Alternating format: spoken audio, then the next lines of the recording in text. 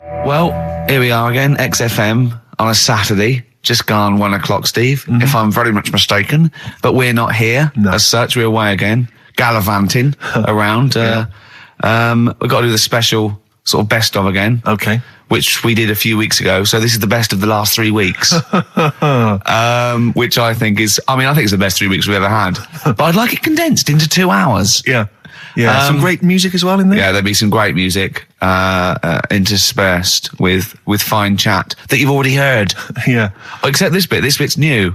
We've actually, out of the kindness of our heart, we've come in last week. Yeah. Yeah. And we've done a few clips just because we felt a bit guilty about shooting off. Yeah. Even now, having heard this link, I'm beginning to wonder if it was worth our time. Yeah. Well, should we play a classic link? Let's play, what, from the last 3 weeks? After this is Feeder. Alright, so, here's the first bit. Now listen, I'll give this one. This is an easy one. Now just think, right? Think just what it means. They're not that hidden. They're not that cryptic. Just think what this means, okay? Okay. When the Hares addressed a public meeting and claimed that all should have fair shares, the Lions answered, "A good speech, hairy feet, but it lacks claws and teeth such as we have." How would you use that? No. What do you think that means? This is translated from the, I don't know, Greek or something. I don't know. It was Aesop. Where's he from? Greek. Yeah. So shall I do it in my own language? Okay. So what would happen if there's hares and they have a meeting in the jungle with like loads of lions and go, "Hey, hold on, wait a minute. I think we should all be equal and share everything, all right?" And the lions go, "Well, yeah, it's easy for you to say. We've got claws and teeth." Yeah. What does that mean? It's saying like, of course the hares want that because it's better for them. The lions get nothing out of it because they're already king of the jungle. That's right. So it's negotiating from weakness. Anyone can negotiate from strength, but negotiating from weakness is it's be lovely. It's a lovely utopian look at the animal kingdom. But the way you said it is better than the way they worded it. Well, that's because Ricky's very much the modern Aesop. Many people have thought that. That's why he's getting a lot of awards with the TV show. For him, that's a fake. So look, I'll take that home and read ones you like and tell me about the ones you like, ones that click. I don't care if you only come in with like one or two. Go, I'll tell you what, Rick, that's there's one thing that I've learned from that. Because sometimes you can know all these phrases and until something happens, you don't think, everyone's heard, I don't know, to err is human, to forgive divine. And then something, might happen, and you go, "Oh, that's what that means. That's amazing." So, Do you know any, Steve, offhand? What's that? A fable. Well, I would imagine that the most famous one I've always remembered is the lion with the thing in its hoof. Do you remember that? Paw. The lion, yeah, with the spike in its paw, and a smaller animal gets out for it, but it still attacks it anyway. Well, that's life, isn't it? Well, I read one the other day, actually, which was very interesting. It was one that the famous film director Orson Welles said. Oh, yeah. Which he said, apparently there was a bear going across a lake, wading through the lake, and a scorpion said, "Well, let me go on your back, will you? Come on, just let me go on your back. We'll go across. It'll be brilliant." He goes, "Well, no, you'll just sting me." You go, "Don't be stupid. If I sting you, you'll die, and we'll both drown." And he goes, "Oh, fair enough." Who was doing the stinging? The scorpion. Right, okay. And the bear's wading through the water. Yeah. So the scorpion jumps on the back, and they wade through the water, and halfway across, the scorpion stings the bear. And the bear goes, "Well, we're both going to die now." He goes, "Yeah, it's my nature." I thought he was going to say, "I can swim." Oh, you're the best. What's the one about... Does that mean anything to you? It's my nature, i.e., that's in my nature. That's the way it is. That's what I do. Yeah, I'm a scorpion. Yeah, one of my favourite ones. These don't mean anything to you, do they? What I'm saying is you're not impressed by them. They're all right. What about this? What about this one? Don't trust bears. Here's one of my favourites. What? He said, "Well, why not just say don't trust bears?" The bear's the one that was too trustworthy. Don't trust scorpions. Yeah.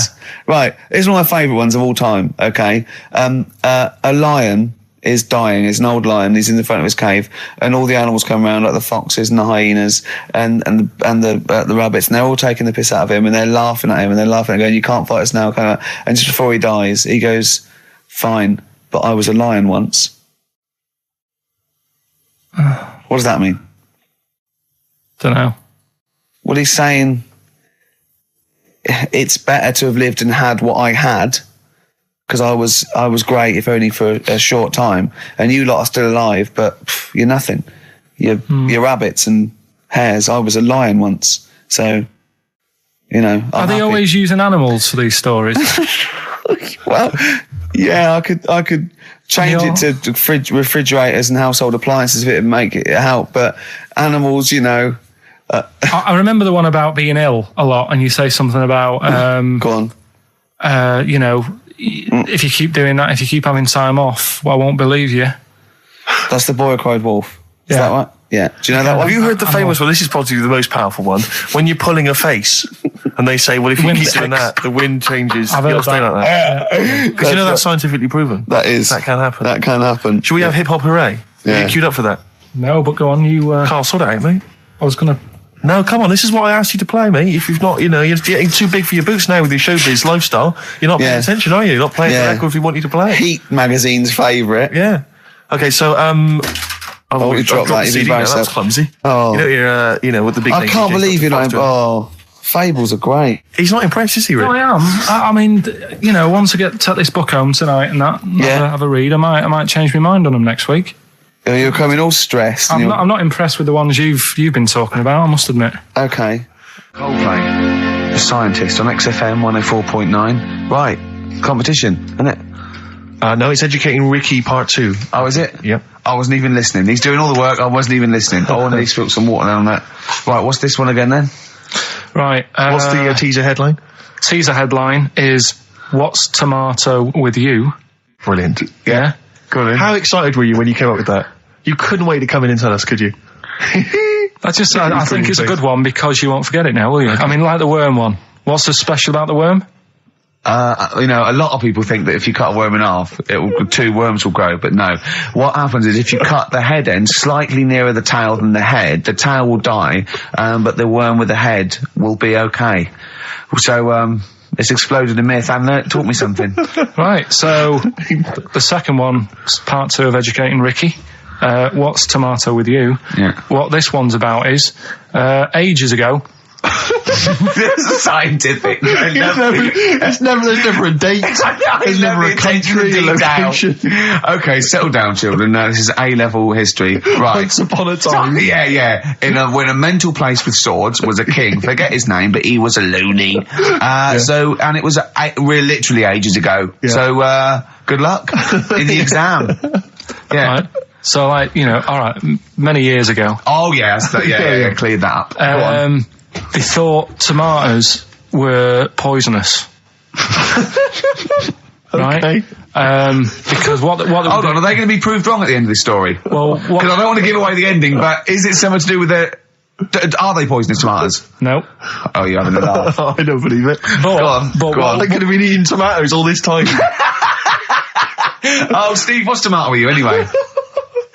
Okay, so hang on a minute. Let's just recap quickly. Many years ago, when people thought tomatoes were poisonous. Yeah. Go on, Well, they didn't know they were poisonous then because they were still eating them. But what was happening?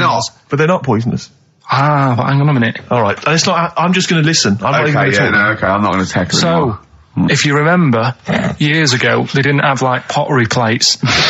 They had lead plates. Right? What are you talking? Just let him talk. Sorry, what year is this? Let him talk. Come on. Plates made out of lead, and what they'd end up doing, they'd say, right, do you want a tomato? And they'd go, yeah, all right. And they'd put the tomato on the lead plate and cut it. And because of the acid in the tomato, right, it would sort of make the lead runny, and the lead would go into the tomato, and they'd say, oh, it's lovely this, and they'd be eating it.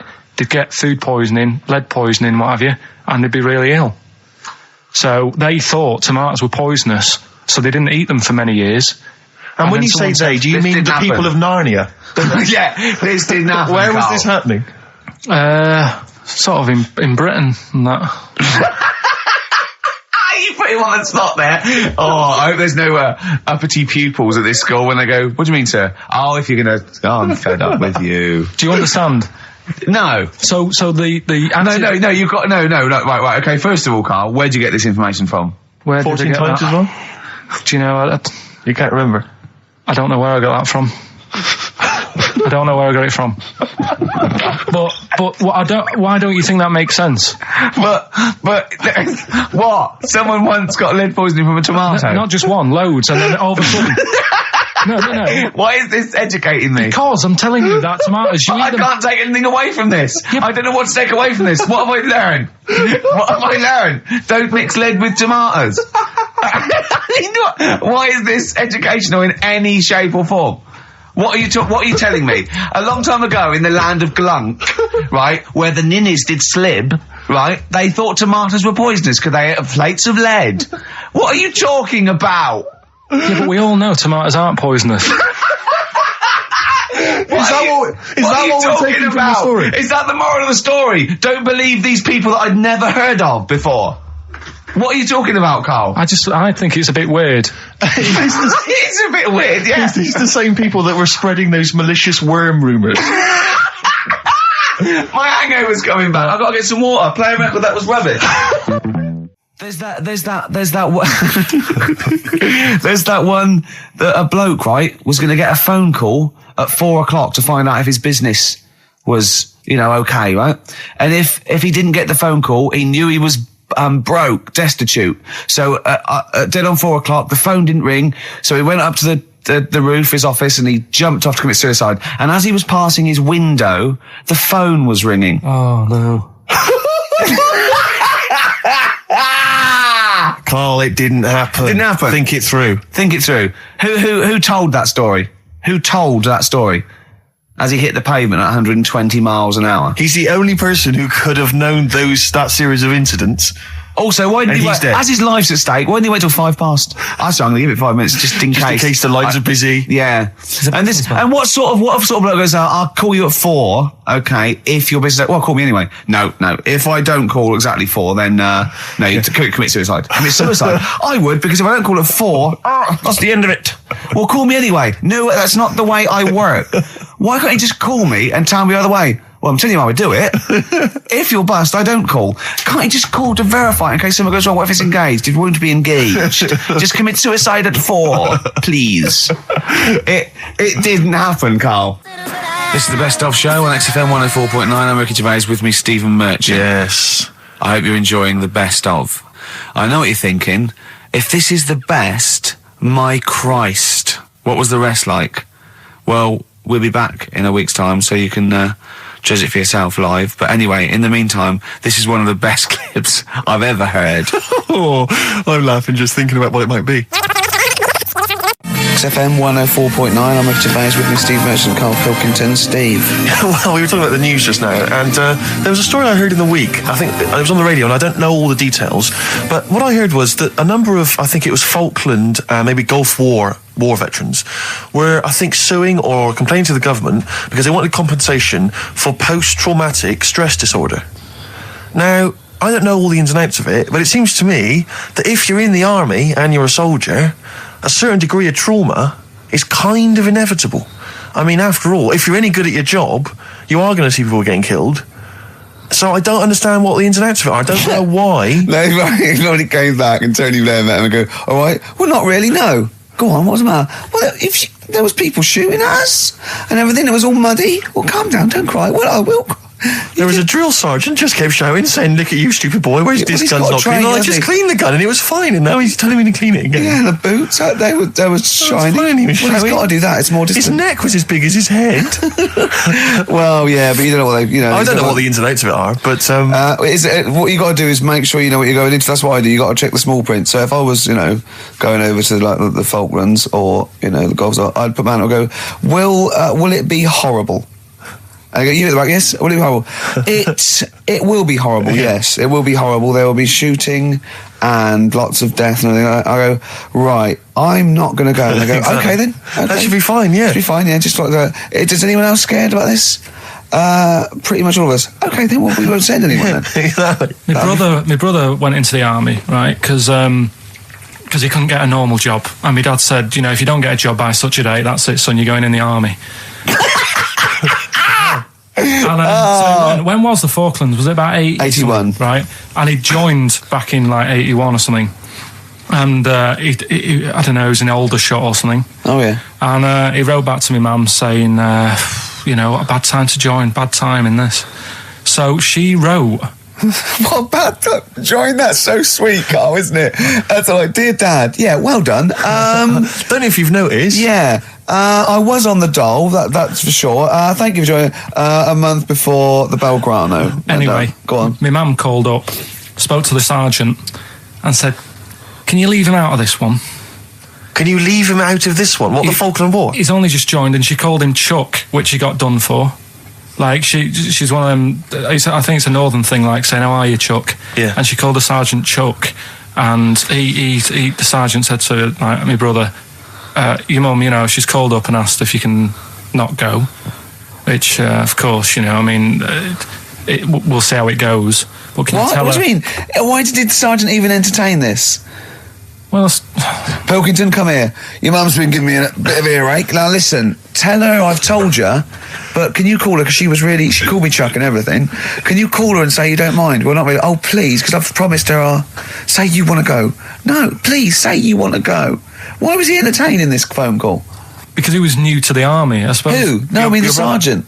I don't know, maybe they do that. So what happened? He didn't go in the end? So he didn't go, no. You can't do it. That's ludicrous. I love it though. Okay, we went over the top. Pilkington, I've got a note. Yeah. Is this really your mum? Yeah. Okay, no, this seems to be in order. Because I noticed it says, I do not want to go into the army, I don't want to go and fight, and it's crossed out and it's good, mum says don't go. Now, you didn't write this yourself? No, my mum wrote this. Okay, you definitely wrote this yourself. Your excuse. You're going to have to fill envelopes. No, I'm sure if he was needed, he would have had to go, but I think they made a bit of a special effort. They sort of said, Well, it wasn't conscription anyway. Oh, no, I was saying... Were the other soldiers going around just going... Pilkington... No, he ended up being a mechanic in there, and he got kicked out for going for a packet of fags in a tank. What? Now, wait a minute.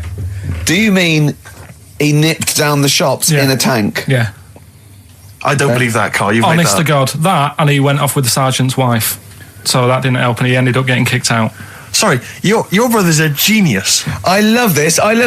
First of all, he gets a call from his mum, going, let him up, and goes, oh, God. Then he goes, where's Pilkington? His mum's on the phone. Where is he? He's near your house, Sergeant. Near my house? Well, why is... No reason. Well, when he comes back, when he's finished, tell him his mum called. And can he get me a packet of fags? Tell him to walk this time. Wow. This is ludicrous. So the sergeant found out that he was sleeping with his wife? Yeah, I don't know. I mean, did your mum phone out and say, let him off? No, let him off this time. Can he... Yeah. That's fantastic. But he misses it. I mean, I haven't seen him for about 11 years. But ever since he came out, he's just kept getting into trouble and that. And the army, people slag it off. But I think if you're a certain type of person, it's good for you. It didn't straight him out, did it? No. He was going down the shops in a tank, he was shagging someone behind their back. It's really weird. It's like back then, he was like a proper adult and he had a house and he collected crystal with his wife and that. And now, he hasn't got any of that. Has he got the wife? No. Has he got the crystal? Don't think he has. And he hasn't got a house. Seriously, I haven't seen him for about 11 or 12 years. I haven't even spoken to him. Carl's stories always start off nice and funny, and then they just leave me empty and slightly depressed. I don't know whether to hug him or shoot him, put him out of his misery. Can we take Carl to the... phone in if you think I should take Carl to the vets and have him put down, because it's just too stressful. Carl's getting very excited, as we all are, about his new... Should we let him do a little taster for us? Well, I'm very excited about it. I mean, so the gist of it, what is it? What is it exactly? Right. Is it a game show or is it a competition? It's just, I just thought it's something that, you can play and also people at home can take part in it. Now, would they phone in about this or they can just play at home while they're listening? They can just play at home. Okay. You mean we haven't got any prizes? No, there isn't. No, I think we could get him to phone in. Maybe. Well, I don't know. Let's hear the game idea first. Yeah. Right, it's music related. Okay, good. And what I do is I sort of tell a little story. Okay. And that story makes up a song title. All right. Well, it sounds ambitious. So, is it a cryptic clue? Could be. Say like this, right? Oh, dearie me. Oh, dearie me. Say like this. Right. This woman, right, she's pregnant. You know the answer to this one, so don't be saying anything. This is just aimed at Steve. Okay. Right. This woman has a baby. Yeah. She's pregnant, has a baby, and the doctor's there in the hospital, going, "Oh yeah, you've got a lovely little baby." You told me that this is Oh, this game. A lovely little baby. It's just coming out now. You'll be able to see it in a minute. And it's like covered in gunk and stuff. Yeah.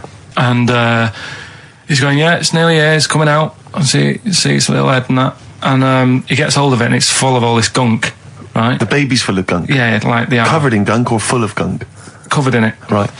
And he goes, here you go. Get hold of your baby, and he drops it. Right. What song's that? There's so much irrelevance there, Steve. I can't tell you. It's not a cryptic clue. It's not a cryptic clue. Because only...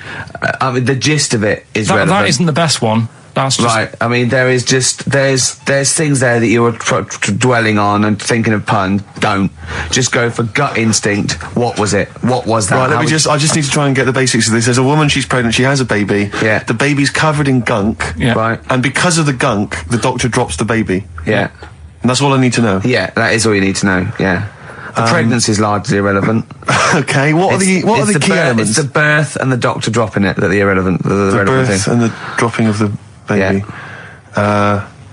I've absolutely no idea. I can't even begin to guess. Think about what's happened here. Oh, Carl, she's had a baby. The doctor's trying to deliver it. He's saying it's a nice little baby you've got here. This is all irrelevant.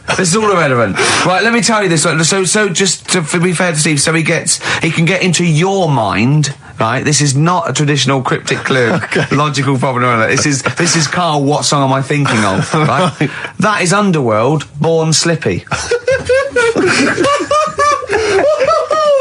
I have to say, actually, that makes textbook sense. Yeah. No, that does actually. No, I'm sorry. Do you like all the story about? It's all right. You can see it in a minute. Oh, it's just covered in gunk. Yeah. No, I agree. There is some extraneous detail, but I have to say, that Born was good because it was. That's the look of it. Was Born was good. Yeah. And Born Slippy. No, I was quite impressed by that, Carl. I have to say, no, to be fair to you, I'm not just patronising you. Oh, well, wow. I actually think that was really good, and I disrespect Ricky Gervais for slagging that off, because I actually think that was quite good. Well, let's go ahead with it then. I feel we could maybe open this up to email correspondence or okay, or the let's phone go line. for it then. Okay, this is Karl Pilkington's new game show idea. It's just what's the song?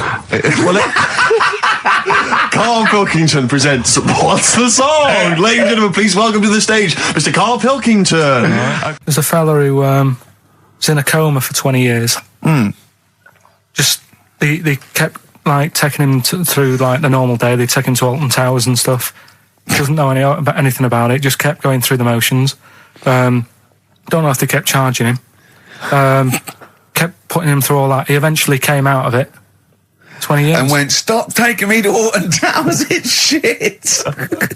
I just thought, imagine how much post he had. Eh? How much post?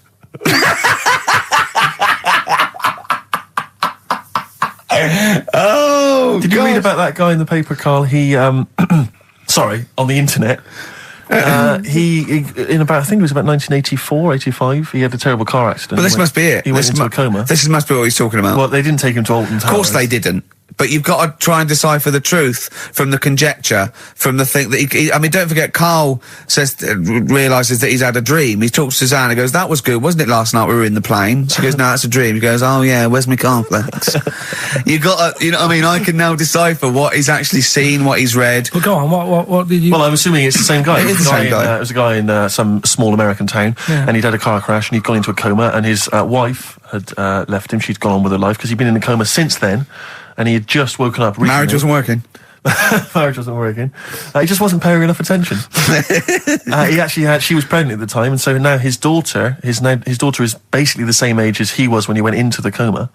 And he's just started coming around. He's just started making jokes. They said, how do you feel? He said horny, which I thought was quite witty for a man who'd been in a coma for however many years. But anyway, so he's slowly trying to rebuild what life he can. That's what do you make of that, though? Because the thing is that he's missed. Imagine what he's missed, Carl. Imagine the music that he's missed. The Live TV Aid. programs, Missed Live Aid. Live Aid. He missed Phil Collins playing in 2 consonants in one day. Which, frankly, I'd be devastated if I discovered that. Missed Bros. Yeah. Yeah, so he doesn't. So he put on ripped jeans and they go passe. They just have to send him a series of those I Love 1986 programs with Kate Thornton filling him in on what he's missed. Peter Kay reminding him of space operas. Yeah, he remembers those. Talking rubbish. Yeah. So extraordinary, though, isn't it, Carl? To think. No, obviously. So had he aged much? Because he hadn't had any problems or anything. No worries.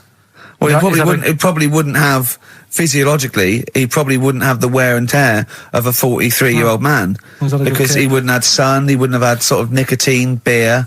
Unless they were just feeding that to him. Yeah, anyway, still, yeah. So you'd feel groggy though, wouldn't you? Yeah, you might feel a bit groggy. Yeah. Well, he's not fully back to normal. I mean, there's some kind of residual brain damage. Yeah. But nevertheless, he can form sentences. He's got no real memory, so he can't remember a lot of things. It was just when I saw Carl, that. have you been in an accident? You've been voting in all week, sending your emails. So here's the clips that you wanted. Okay, what's the next one? What's the educating wiki? I don't know. See, like I say, I was looking around and there's stuff that is interesting. Right, I was looking on the web. But there's no point. Well, it's just that I found one about... what's the point? About a lad who 8 years old, but he's still breastfed. Now, I don't know if you can get anything out of that. Is that what his mum said?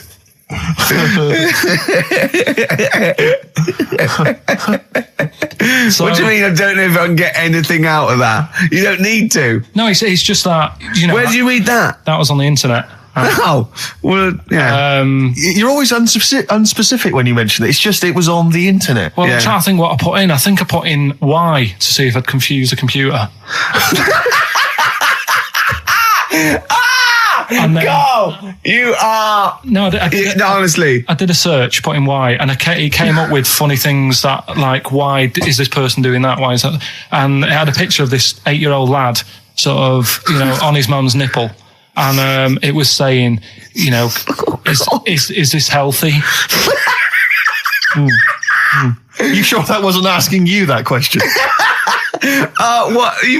I put in Y just to confuse the computer. Like, we go, what do you mean? Yeah. Stop it. Yeah. Oh, look, last week I was walking home with him and I went, he was saying something stupid and I went, I've got a competition for next week. Let's do a phone in and it's called Karl Pilkington, Genius or Fool. Yeah. Right? And he went, No. I went, why not? He went, well, it'd be confusing because they say there's no difference between genius and being a fool. They do that, don't they? No, but it's rubbish. And people say there's a fine line between madness and genius. And, it's a ridiculous soundbite. They don't say there's a fine line between a genius and an idiot. Well, the people who do are idiots. Yeah. So what would you do there, though, just to sort of wrap that little thing up? What would you do? That lad loves his mum's milk. What are you asking me to come up with? No, I'm just... A title for the story? No. It's just what would you do? Right. What do you mean, what would I do? Well, it's causing a bit of a problem in the area, right? What area? In America, I think it was. Oh, America are a problem, are they? George Bush is worried about this kid who's breastfeeding at 8. Imagine it like this, right? Right. No, so, Carl, what are you asking me? About this spurious story you saw on the internet? I saw on the internet, there's an 8-year-old lad, he likes his mum's milk, and it's saying, is this right? Should it No, it's not. On? But what do you want Ricky to do about it? It's not his responsibility. Yeah. No, but the little town that he lives in, they're all causing an uproar, right? Going, this isn't right. I can't let my kid play out in case he's in the garden with his mum getting a bit hungry, right? So, what should they do? Because his mum's saying, well, he likes it. Yeah. And he, what do you do? I don't know the laws. No, but I'm not asking you to sort out the laws. I'm just saying, if you lived in that neighbourhood, what would you say? If you went up to him and said, look, everyone's getting a bit fed up with this, look. I'd say, what would I do? What do you mean, what would I do? What are you asking me? Right, it doesn't matter. No. What are you asking me? What are you asking me and Steve and the public? I'm just saying, say if you live next door to this woman. Yeah. Right? The kid's hungry, 8 years old. He's out playing on his bike and he goes, Mum, I'm getting a bit peckish. And he goes, all right, son. She whops one out. And he starts having his milk, right? You live next door, you're putting your washing out and you see this going on. You're getting a bit sick of it because it's gone on for months. 8 years, I assume. Why is it your business? Why are you such a nosy neighbour that you're concerned? What would you do, Carl? Let's turn it back on him. Yeah. What would you do? What's your solution? What would you do? Well, I thought I'd say, right, why are you doing this? And she'd say, because he likes it. And I go, all right then, put it in a bowl first. genius. And you think that would sort that out? No, because I was thinking about the whole thing, right? And you do that when you're a baby, and everything's all right, innit? Yeah. No one bats an eyelid at a little baby having a bit of milk from its mum's breast, right? Yeah. You'd almost say it was natural. But you grow out of it. It's like you don't see. It got me thinking about things you don't see, and you don't see. Did you put this into a computer? Show me things you don't see. What else don't you see? Well, you don't see like an old man having a Twix. You never. So what? You know the terrible thing about all this, Steve, is he's right. You don't see an old man I eating a know, Twix. that's a terrible thing. So what they have got, right, they've made old man toffees, haven't they? They've come up with Gervais. Is that a song? Oh God! You don't see it. So they've got their Werthers, right? Yeah. So, look at him. You think Forget he's it. giving a lecture at Oxford? it's not going anywhere. No, go on. Sorry. Go on. I'm just saying. Right.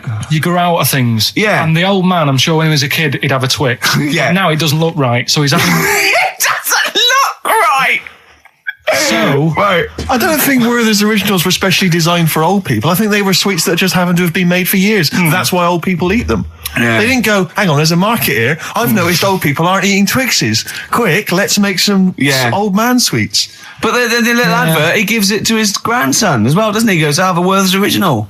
I think it cuts though before he throws it back in his face and get me a Twix. I used to sell mackerel. Did you? Yeah, I had a pet magpie Did you? called Maggie. Pet magpie. You mean you captured it and didn't let it go away? Yeah. Can't have a pet magpie. But then it got really vicious. I mean, Well, it was quite right, nasty. it let me go. What do you keep it in, a rabbit hutch? No, it flew around, but it used to just like come to me all the time. But then it started pecking my head and stuff. That's not a pet magpie. That's a bird in the garden. No, but I could actually, I could hold it and stuff. It wasn't scared of me, and it knew it was me. It used to come down from like the top. It hated you. That's why it wanted to peck you. Is that? And the other thing, I always remember being younger and like walking through the woods to school with my mum, and like, I was chasing a butterfly, and she said, "Oh, don't do that, Carl." And I said, "Why?" She said, "Because they only live a day."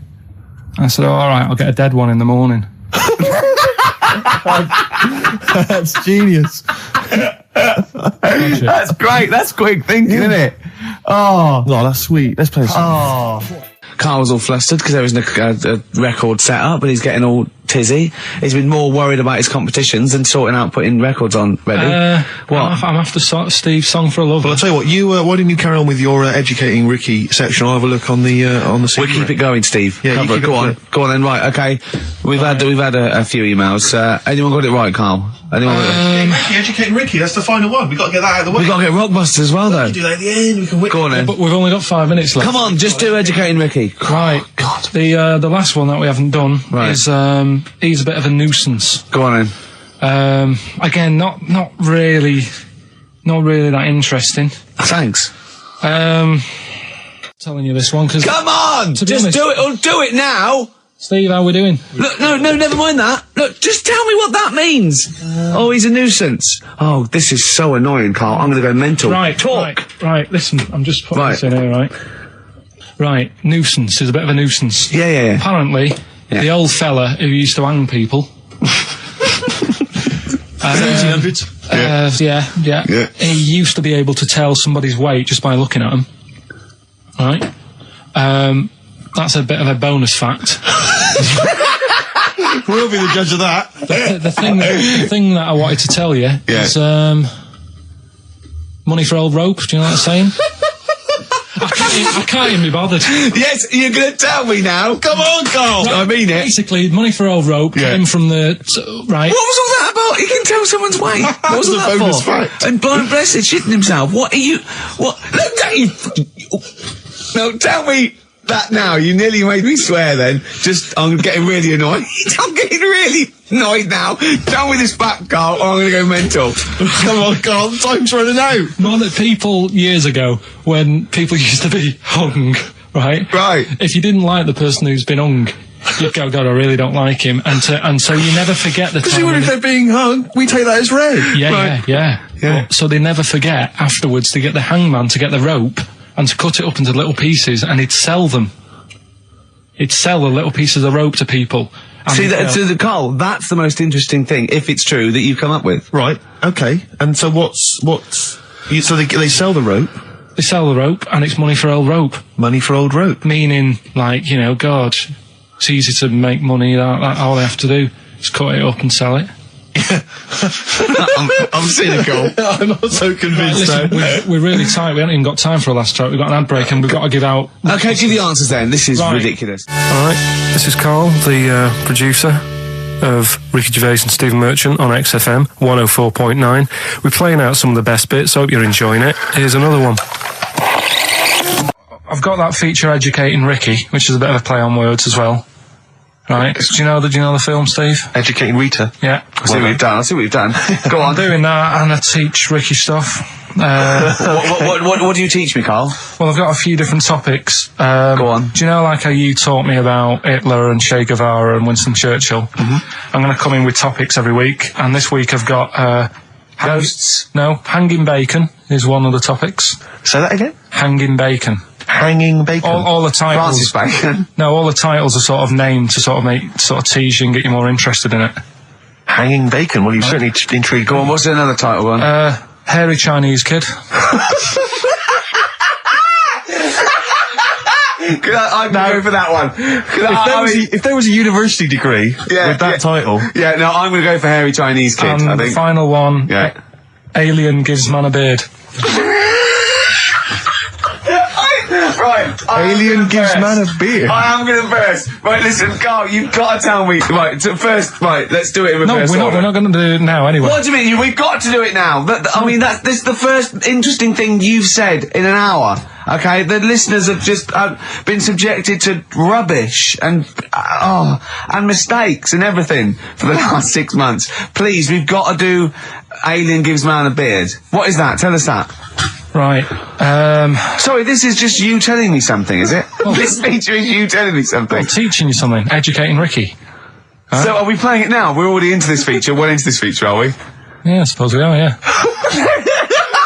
Should there not be a jingle or something? Yeah, can we have a jingle? There's no point, because look, I come up with ideas and you dismiss them straight away, so I'm not wasting my time making stuff. Right. If you don't like well, okay, let's play Educating Ricky. Right. Brilliant. Go. Right. So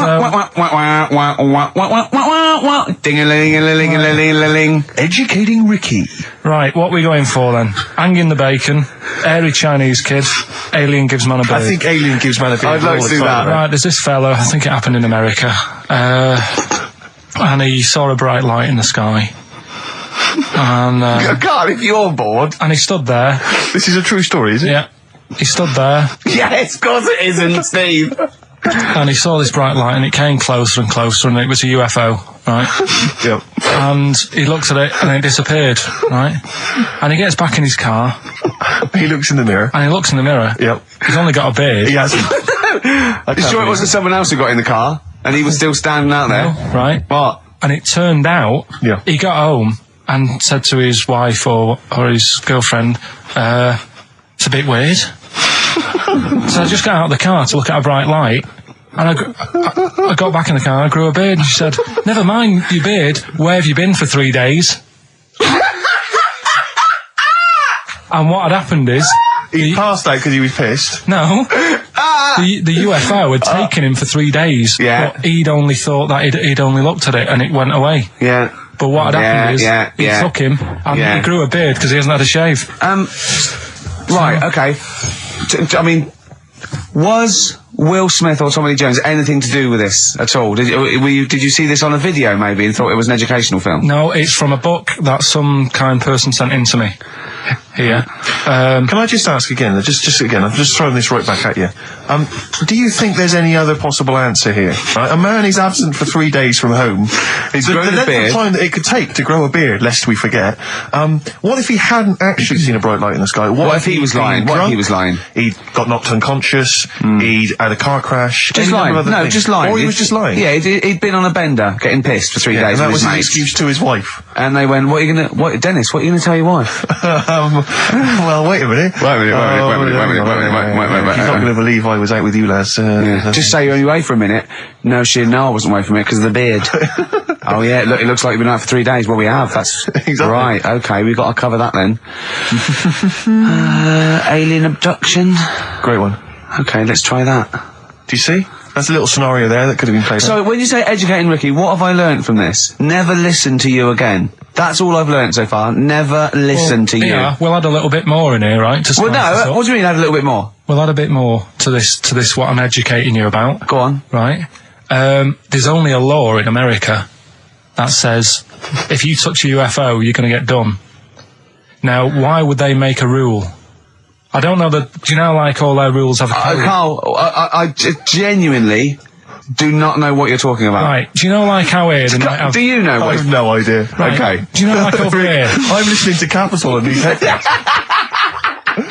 I got Foxy on from yesterday. Right, let's bin that. No, wait, it's great. No, I want to hear about Airy Chinese Kid. Let's play a tune. And Okay, then come play a back tune with and come back with Chinese Kid, Wait, definitely. Some doors. Yeah, I Yeah. just thought I'd go back, take it back to the 60s. This is a tune that a friend of mine sent If me. you touch a UFO, you get done. Soul Kitchen from the Doors. Shambles today, this. We talked about it before. Do you know the little mouse that had an ear on its back? Yeah. Sure. Right. Well, you thought he had a bad time, right? Listen to this one. Mouse walking about with us sort of wearing a monkey's testicle. They're just having a laugh. This is what I mean about a lot of scientists. What are they doing? When's that going to come in handy? I don't know what you mean. Well, they were seeing if, say if a fella loses one, right? Yeah. Hitler or whatever. And they go, well, don't worry about it. We can sort you out. I don't know what the monkey's going to do. I don't know if they keep passing them on or whatever. But the actual monkey testicle was put on the mouse. And it worked. It worked for the mouse. But isn't it? I mean, isn't a monkey's testicle quite large in relation to a mouse? Would it not look like the mouse was on a space hopper or something? Oh yeah, it didn't look good. Well, they didn't put it where its testicles would be. No, they did. They put it. Well, how could it walk then? The ear was on his back, so he could just get about. Well, I don't know. But Well, you don't know, do you? You just guessed. Did they grow the monkey's testicles where the mouse Well, it testicles looked would? stupid anywhere else, though, wouldn't it? Oh, whereas a mouse with monkey testicles, that's fine. You'd be showing off. You'd be all right. I'd prefer that than the ear. When that mouse gets put back in with the other mice, do the other mice go, George, you look different. Have you had anything done? But the weird thing is, as well, apparently it still works as a monkey. What? So, like, what are you talking about? Like the sperm and that was it was still sort of monkey. Of course sperm. it was. What are you talking about? Well, that's weird. But what, Carl? What? But what? It's only a thing to give it nutrients. That's all the thing they're testing. It's like grafting at that level. Right. What's your question? Because I'm right. What do you think? It would change eventually. It would have changed into a mouse testicle because it had been hanging round a mouse for so long. No, I thought the actual sperm of it though would be a mouse's Why? because it's hanging off a mouse. No, but your sperm is actually created in the testicles. So that's say why this that's why it has to be outside your body. Otherwise, we put them in a nice little cage. But I'm guessing then that they've done this operation so that they can do it to humans. Yeah? Why would I want a monkey testicle if my kids are going to be monkeys? What use is it? No, think. That's no. That's going to happen anyway, Carl. Yeah, but think. Think of what you're saying. They've grown a monkey testicle on a mouse to see if it would still function as a monkey's testicle, okay? So they can do that to humans. So think, Carl. What they'd do is, they'd grow a human testicle on a mouse, and it could still be used as a human testicle. So what? To give you a testicle that you've lost. From a mouse? No, from another person who it was kept alive on a mouse. Because it's kept the nutrients alive, as opposed to keeping it deep freeze. Maybe bollocks go off after a week. I don't know. Maybe they get accidents. He had a little a card. Do you donate your testicles? Yeah, I'll tell you what. No one needs testicles yet. Let's keep them on a mouse. You have yours ripped off in some sort of bizarre skiing accident. You go, well, you're in a Battersea Dog Town. You pick the ones you want. They can grow them on anything. They can grow them on a Dachshund. Bulldogs are growing them usually, that's where you see a bulldog. Usually that's waiting for an operator. What don't you understand, Carl? Hang on a minute. I thought this was knob news, not testicle time. I don't understand why. Yeah, this testicle time's not for another 10 minutes. Yeah. No, it's all sort of linked and that, though, isn't it? Well, sometimes it's linked to a mouse. But what do you think about, like, I don't know, testing stuff out like that? Is it worth it? Could you not just go straight from... But listen, Carl, I'm getting this information from you. No, if this was on Question Time and someone said there were, Dimbleby and Paxman or whatever said it, I'd think about it as a moral dilemma. You've just said you saw a mouse with a monkey testicle. What do you think of that? I don't think anything of it. I don't think anything of it is the answer, Carl, because I can't trust the info. I cannot trust anything that comes out of your mouth. Well, it's true, but it's just all this. It's the same thing, and it's the leeches in a blender. It's the fella looking at an electron. Yeah. It's the mouse with an ear on its back. Yeah. I don't know what the point is. But you don't read on. Because I've seen you read something and you're going, look at that. Man survives on eating knee. And I go, what else? You go, I didn't read on. I didn't read on. You look at the mouse with the ear on the back and you just think, that must be murder at a concert. You don't think. You don't think. No, I just think, is it worth sort of wasting You think he swallowed someone's ear? He gnawed it away and swallowed it and it's just in his system? Yeah. No, I just get a bit sad about the mice and that. I agree. I mean, that is sad, yeah. Of course, anything like that. Travis on XFM 104.9 on Ricky Gervais with me, Steve Merchant and Karl Pilkington. We're doing Educating Ricky. Right, final one. Come on, Karl. Right, what was it? It was, why don't they just get a diary or some paper or something to write on? Yeah. Yeah. Because snappy. I couldn't think of a heading for it. It's basically, Go on. people who have tattoos, I've never understood it, right? That they have something put on their arm. Right, sorry. Have we started the educate? Is this part of it? Are you educating me? This is something that will be useful in my life that I didn't know about. Yeah. Go on then. No, it's just that they've got a machine out, right, that does tattoos. You come up with a design you want, and you this machine scans it, and you put your arm in this thing, and you press print or whatever, and then it does the tattoo on your hand. Or on your like loads of little needles that follow a pattern? Yeah, the computer, basically, yeah. Is it a real tattoo? It's a proper one. The fella said... well, as long as it goes out, it pierces the skin with a I just wondered if it's one of those kind of, those kind of... No, it must be lots of little needles or a moving needle that can go Sorry, along but it. how is this cleaned, like, in between each person? Dunno, probably... I don't know. Well, no, as long as it's only that. If it's one needle, it's just the head, isn't it? If it's one needle that moves, and does it like loads of little... What are we gaining from a machine doing it? Just because they're going to sort of mess it up. But hold on, how do you keep your arm still? Because your skin moves slightly. So It's sort of strapped to your arm. Right, so it's spread... the fella said that the tricky thing was in all this, it was the fact that, nobody would let him test it out on anyone else, so he had to do it himself. But did it work? Because the thing is with a tattoo artist, they can see when your skin's moved and they can see what they've done and they keep wiping it and looking, whereas a machine's just got to trust itself. Yeah. So I think one needle could go wrong. If it was a lot of needles, that it just came down, like, 1,000 needles that was an imprint. Yeah. But obviously I'm asking someone who hasn't delved any further than there's a machine that can give you a tattoo. That's all you've got at the moment, isn't it? Well, basically... That's all you've got? I mean, that's what I've got, because I'm not a fan of tattoos. I don't... But where did you read this again? This was... Internet? This was on the internet, yeah, it was, yeah. Okay. And I just don't understand why people do it. That's what got me attention. Because me... Sorry, what have I learned from this? That if you wanted to get one, you can get one done by a machine now. People say machines are sort of taking over and that, and there's another one. But it's just the fact. I mean, I don't know. So give us the snappy title of this education again. Why don't they just get a diary or some paper or something to write it on? That's what I always think when I see people with loads of tattoos. Like there's that fella who we were talking about the other week in Scotland who was covered 99% in tattoos. It's just like, what have you done that for? Yeah. Do you know what I mean? You can't get rid of it now. You've done it now. Yeah.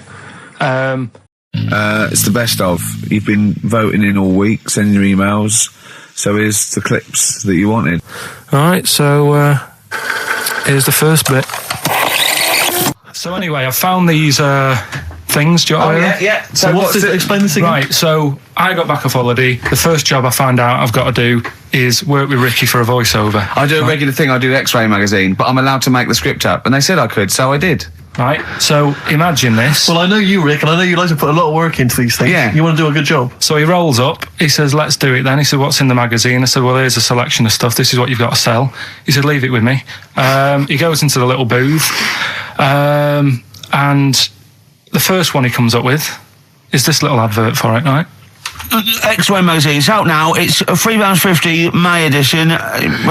Music of Tomorrow. Dandy Warhol's picture, and there's a free CD with all the Placebo and the Donners and Smog and Nightmares on Wax and Alpine All Stars. Only £3.50. It's out now. Buy it, innit? Have you got a sore throat there? Well, that's all right, isn't it? And he was going, you can't. I said, we are doing that. I've done one. That is it. That's it. So I persuaded him. He went, right, okay, we can possibly put that on XFM, right? I'll have to see, right? I wouldn't do it again. And he went, but you need one for Capital. He said, Right. Capital, no. I went, right, I'll do one more for Capital. Right. Because all the stations advertise the XFM magazine, right? So this is the one that he thought would be all right for them. Ooh, hello, you loonies in Radioland. Dr. Frog here to tell you about the new edition of X-Ray magazine. It's out now and it's only £3.50. You've not heard of it? It's a great music magazine. And you get a free CD featuring bands like Placebo. They wear makeup, but leave them alone. Gold Chain, Smog, OK Go, The Donners, and all great bands that you'll love. To Froggy here. Hello. Bye. Ribbit, Froggy says bye it. Oh, well. So then, he says, that's it. It's You good to had your see, money's is worth. Dr. Frog still on there? He's still on casting. I said, that isn't going to go out. They're not going to be happy with that. He said, you've had your money's worth. I'm going. Yeah. So I'm left with that. I then have to get the bosses in. And because I've let him go, in a way, it's my responsibility. Yeah. So I've obviously thought I've got what I need. I had to play them to the MD. What did he say? And justify. Well, I was sort of thinking if I laugh, he might go, well, I don't get it, but he finds it funny. Oh, brilliant. Well done. So I was laughing, he was sort of thinking, you know, Excellent. is that it? Brilliant. When do they go out then? I think one of them's going out at the moment. Excellent. I think the first one's going out. Brilliant. Well, let's play a great track then. Is it Dr. Frog? I'd like to see Dr. Frog feature maybe on our show more often. Okay. Oh, I've got some new comedy characters. I can't believe that. You know, I love the work of comedy greats like Chris Moyles and Noel Edmonds. I've got some really funny comic characters that'll be popping in and out of the studio. Save them. I'm Okay. excited. Can I just tell you a story that Carl told me a couple of weeks ago? Is this another ghost story? Another Yeah, spooky it is, story? yeah. I called him out. I was, what are you doing? He said, I've just been reading ghost stories again. He said, you don't believe in them, but how do you explain this? Right, I went, go on. He said, I'll tell you as he told me it. He went, bloke, right, just sitting at home, doing, watching telly with his cat. And, the phone rings and it's a bloke going, is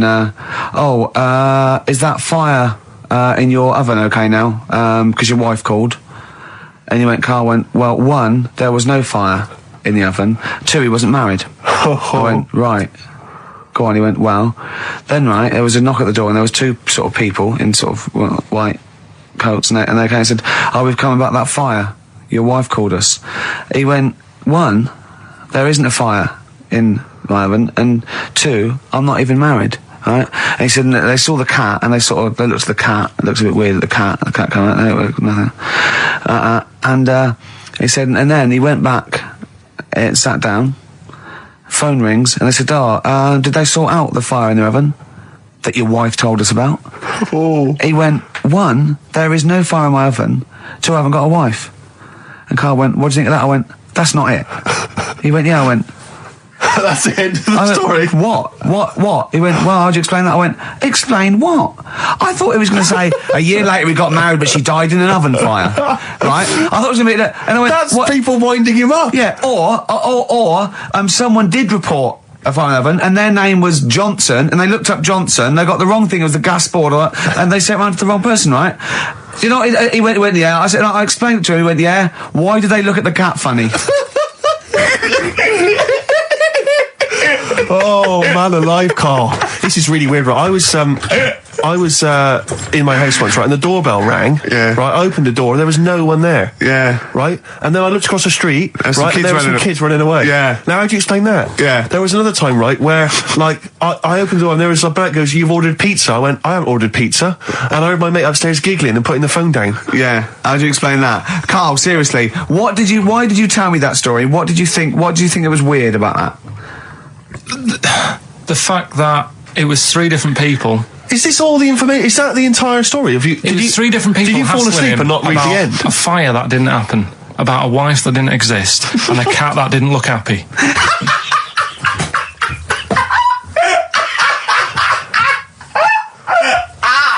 Oh, I'm gonna have a heart attack, Carl. What? I mean, why did they look at the cat funny? Because cats don't like spirits, do they? What? And the other blokes were ghosts? Yeah. Yeah, that's it. So these are kind of beetle about type ghosts. These are ghosts who walk the earth as the undead, just wind people up slightly. That's lovely. That is lovely. seriously, And a cat Carl- that did not look happy. But seriously, why would ghosts wander around just like winding people up? Oh, Maybe something did happen there years ago. Some fire. Some woman might have died in a house of a fire or something. Yeah. And it's sort of all happened again. Bit of a- Yeah, it's certainly a mystery. I mean, if you don't- it's a mystery. I mean, I can't. What's this book you were reading? You were reading a book, which is interesting enough. It was the Fortean Times. Oh, Carl. Yeah. Well, I Man don't alive. know. I don't know what to say. Yeah. Right. Okay. Educating Ricky, part 2. Right. I'm committed to this treatment. Yeah. Is one. Oh, of I've them. got to go for that one. Yeah. Yeah. Or the other one is the police are causing a bit of a stir. He still says it like it's the best thing he's ever come up with, which in a way is. It could be. Right, go on then. I'm committed to this treatment. Right. Do you know the saying? Is it just sayings now? Are they all sayings? This No, week? no, they're not. Okay. No, the other one isn't. Frog in your throat. The saying "there's a frog in your throat." Yeah. I assume it's when you croak a little bit. You sound like a frog. No. Right. Might seem a bit weird, this one. Right. But years ago. Oh yeah. Sorry, well, what is that clue? Committed to this treatment? It's about frogs Kermitted.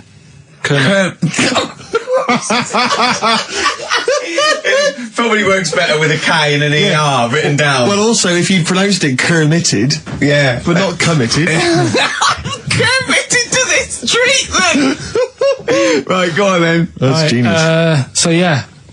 Well, what? You go to the doctors and you go with throat hurting a bit. Right. And what they did ages ago. Ages ago. What year was this approximately? We are going back quite a bit with this one. Oh, okay. Go on. And the doctor would say... did history. Imagine years ago. Go on. and the doctor would say, right, keep your mouth open and you just look at your tonsils.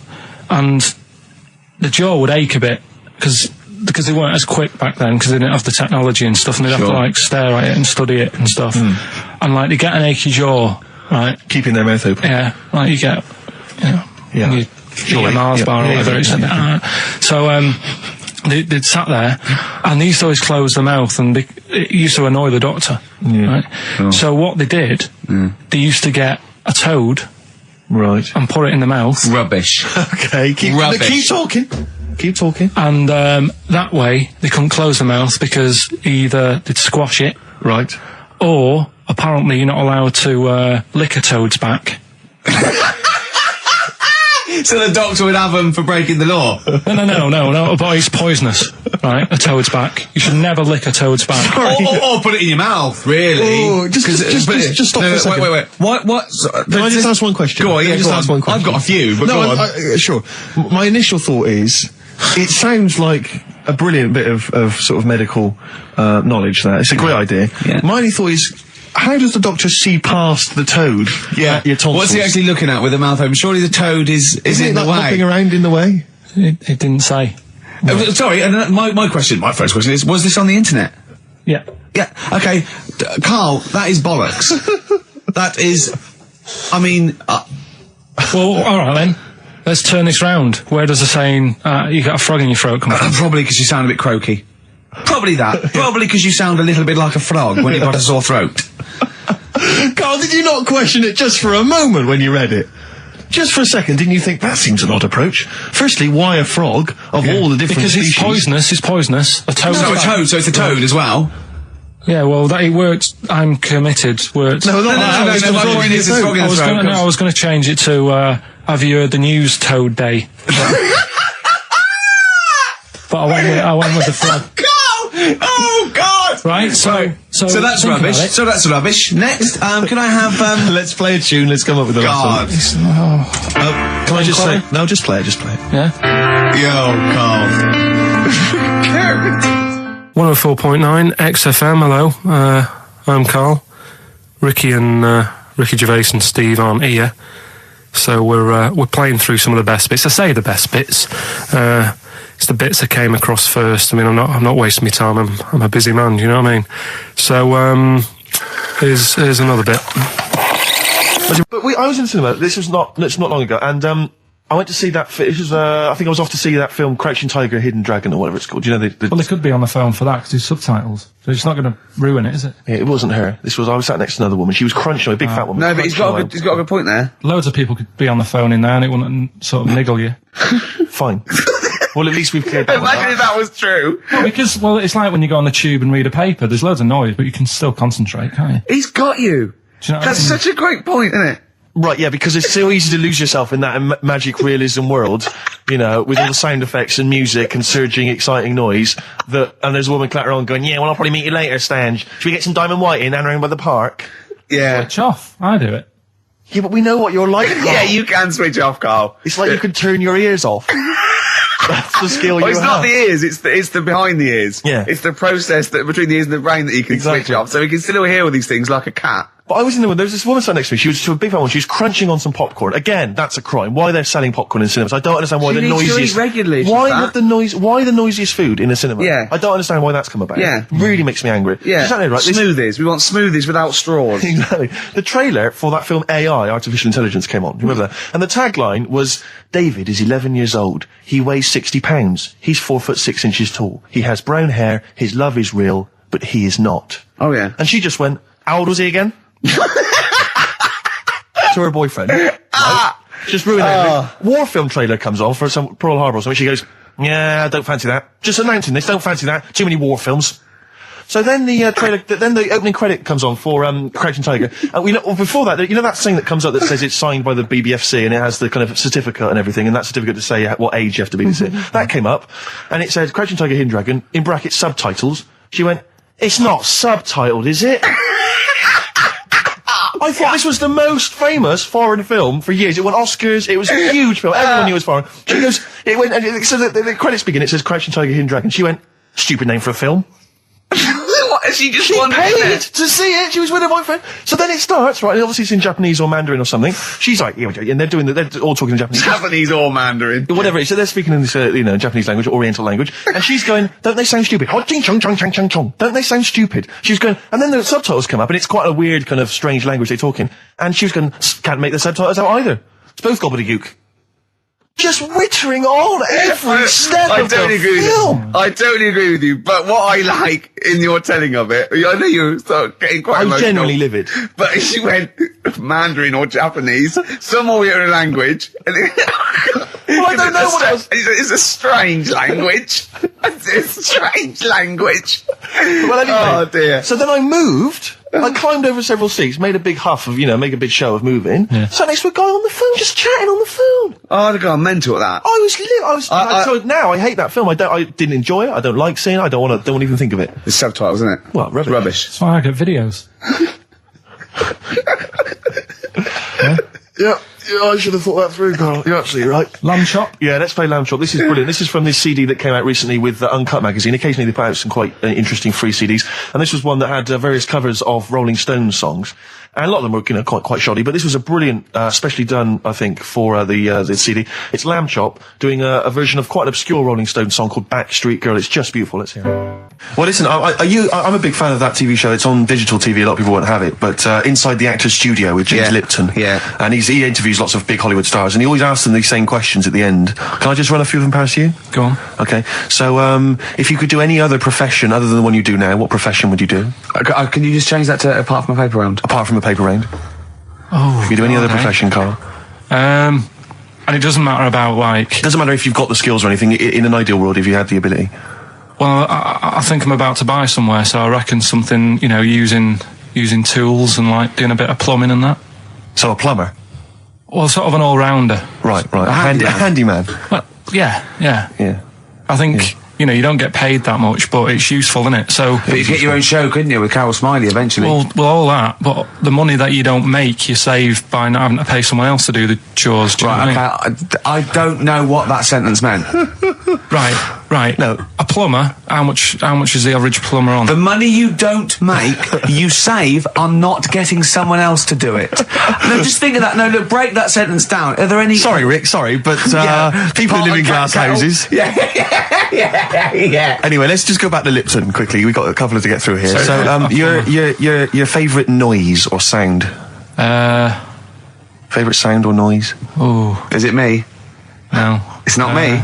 Hang on a minute. It's not me. Are you sure it's not me, Carl? I like Elvis. Noise. Elvis in the ghetto. The sound of Elvis. Elvis in the ghetto. Brilliant. Okay. Yeah. And your least favourite noise or sound? I don't think it should really be records and music. Noises, things that you hear at home or whatever. Maybe like a sound of a... The least favourite noise? Least favourite? The sound of... Probably like... the sound of ghosts? Fire engines and that. Right. That's annoying. Except if your house was on fire, presumably. I think it's a bit unnecessary. You think they're just doing it to wind people up? I live on like a busy street and it's happening all the time, and it is like... Just sort of have a blast of it, and people will hear it. You don't have to keep it going. Yeah, sure. So that is pretty annoying. And if heaven exists, Carl, when you get to the pearly gates, what would you like God to say to you as He welcomes you into heaven? What would you like God to say to you? Who asks these? What show's this? It's a programme where celebrities are interviewed by a guy, an American interviewer, and he always asks these questions at the very end. What would I say to God? What would you say to God if you believed in heaven, and if heaven exists, when you eventually go up to heaven and you're welcomed in through the gates in your God, parka and your stussy t-shirt and your... What do you want God to say to you as He welcomes you in? Say, you know, don't know, just be friendly.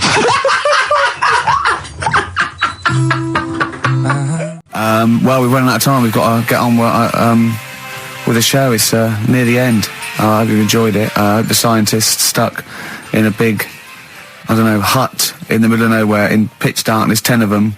I imagine they've been fascinated, Rick, by the finger up the arse discussion. We had Chinese don't age well, gingers, all that. The big fat kid. Well, actually, they're probably secure in the knowledge that if they want to kill some time and it's dark, there's nothing better than stick your finger up someone else's arse. Exactly. So enjoy that. But they've been hanging on for Rockbusters clues, I imagine. Here's the answer. So give us the clue again quickly. All right, so the first one was the fella let his wife know how he got the bruise on his legs. Go on. Right, that was Courtney Love. Yeah, Courtney Love. So that's Courtney Love. So that's the first one. CL. So that one's fine. The second one. That Potter lad. What am I doing? Letting that one go? Just let it go. Am I just letting that go? Annoyingly, we haven't got time to take issue with it, Rick. Okay. That Potter lad, he's got a lot of bottle, hasn't he, doing all that stuff with the wizards and that. Go on. That's Brave Harry, the Bravery, current sort of XFM band, the Bravery, Brave Harry, that works as well. No, it doesn't. And the last one. No, it doesn't. No, it doesn't work. The Buddhists. It doesn't work. Won't be able to get in their temple without these. Doesn't work. Brave Harry. Doesn't work. Brave Harry. The Brave Harry. Buddhists won't be able to get in their temple without these. TM. That's the monk keys, right? So who got all them? The monk keys. Who got all them? Right. Which band are called the monk keys? The Monkeys. Oh, the Monkeys. Yeah, the Monkeys. What are they again? Is the tip included? Yeah, go on that one. Right. In Turkey. Nice. It's not actually. That's where I went, and there was them little fellas after Suzanne in the kitchen. What? What do you mean? We went to Turkey. You went to Turkey and there were some little fellas. Well, they had quite a few sort of midgets working in the kitchen. Why? Is it a theme? No, was it a theme holiday? I don't know. Might get them cheaper or something. Was it? So they were get working, them cheaper. They were working in the kitchen, and one of them fancied Suzanne and kept sort of eyeing her up, and she was winding me up saying, "Oh, not eyeing up and down, just eyeing her up." Anyway, no. So what was she doing in the kitchen? No, it's like a pick what you want to eat like Buffy, but you have people clearing the tables and that ready for you to come along. Are they low tables? And you know, he was just keeping an eye on her. What did he say though? Was he a little? He was Turkish, so I don't know what he was saying. But he was a little fella, yeah. Did he? What do you mean a little fella? What do you mean little fella? Sort of dwarf-like. What do you mean dwarf-like? He had magic powers, or he was 4 foot? No, what do you mean, Carl? A little bloke, just like a normal bloke, but small. If you stood him in the desert, you wouldn't know. But he'd be hot at first. Right, Carl. You should watch out for the monkeys. Yeah, underground. There's underground monkeys. Look, you can't just say there was a little midget fella who was eyeing up my girlfriend and then leave it. What do you mean? What was happening? This is a story to us. This is much more interesting to us than, and she was deaf, right, and she hit her head. That's much more I don't interesting. understand how it manifested itself. Did he come over and say something? No, do you know when it's like girls know, don't they, when someone fancies them? What do you mean there was lots of them as well? Do then? they? That's worth knowing. Listen, right, come on, right. So you went to this holiday, yeah? Yeah. And you went into the dining room or something? Yeah, downstairs. And you looked over. You thought, this is odd, there's no one serving. Yeah, and they go, Wait a minute. hold on, you looked down and there was a little waiter. There was loads of them running around busy. Why though? Why did they get summer? What do you mean? Because it was Loads of them. They had more of them They on. come out in summer. They come out in summer. What do you mean they had more? What do you mean? Because it's busy, isn't it? Well, no, but they hibernate in the Why winter. were they all midgets? I don't know, maybe it doesn't heat stunt your growth or something. No! Well, they just happened to, maybe it was a thing that they did for tourists or something, I don't know. I just got on with my meal. It was a holiday, do you know what I mean? God. So it's a midget serving. I'm not going to ask any questions. Right, okay, yeah. So they're all little fellas running around, and this one always was like, you know, oh, do you want a new serviette? You know what I mean? Going out of his way to sort of... for turning on the charm. Yeah, he was going out of his way. The others weren't. Right. I think what was happening is he'd been working with Santa all the winter. Yeah. This is a little summer break. This one He was hadn't your seen a girl. waiter, and so he was being polite to you. Maybe. But what did Suzanne say then? Well, she was using it to wind me up. What was she saying? Oh, he's... Oh, just like, you know, look he may be small, but he's well, built like a... Yeah, he's all man. So... Were you jealous of a midget then? You were jealous of him? It is a bit annoying, isn't it? Why? It wouldn't bother me as much now, because I've been with her for ages. Right. But at the time, that might have been one of our first holidays, and it's like, you don't know, want to be what's going on? I've paid for this holiday. Yeah. And then you get off with a midget? Yeah. Oh. So anyway. But it doesn't matter, because you got chatted up by a bearded lady. So. yeah. Tell you what, no, that's got nothing to do with that. What were you going to say? What were you going to say? I was going to say the hotel was half board, and maybe... Oh, right. I thought you were going to say it's just one of her shortcomings. So listen, right? Play a record. Oh, that was great. That was very, very funny. What indeed. a wonderful clip that was. I enjoyed Do you remember that? Yeah. Wow.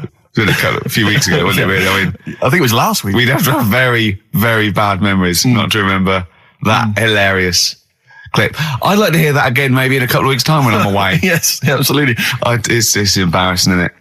And we, you know, but the good thing is, on telly, I feel a bit guilty about putting out shoddy rubbish because I'm getting paid an awful lot. Yes. But here, you know, I don't give a They can bleep that. They will do. Eminem, Sing for the Moment, on XFM 104.9. I'm Ricky Gervais. With me, Steve Merchant, with 5 little hamburgers. Got 5 burgers here, yep. And so I don't know, how should we begin, Carl? Do you want to just look at the size of these burgers? Look, they can see it on webcam, can't they? They can see us stuffing these burgers into your mouth. And by the way, I'm filming this, Steve. Look, Brilliant. Look, I've got a camcorder. We'll put this on unseen footage on a DVD or something. Or maybe on the website. On the Oh, Carl, what if you break the record? Okay, Carl, I'm coming round now to just monitor this and adjudicate. What's the web? If people want to see this on the webcam, what is it? xfm.co.uk. Right, okay. Hold on. So- Can I, Steve, I'm can not I do being that? funny. I'm not being funny, right? But I think I have got like a bit of a wheat thing. You've got a bit of a what? A wheat allergy Oh, thing. don't give me that. No, seriously, my head's... I've been eating a lot of shredded wheat recently. And my head's got a bit bigger. Carl, I don't think you can let us down now, mate. So you just got to put that first. No, I can't put that like that in my mouth on its...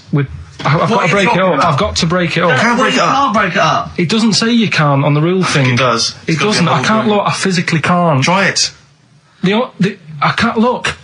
I'd have to be Jay Goody to be able to do it. Seriously, look. Oh.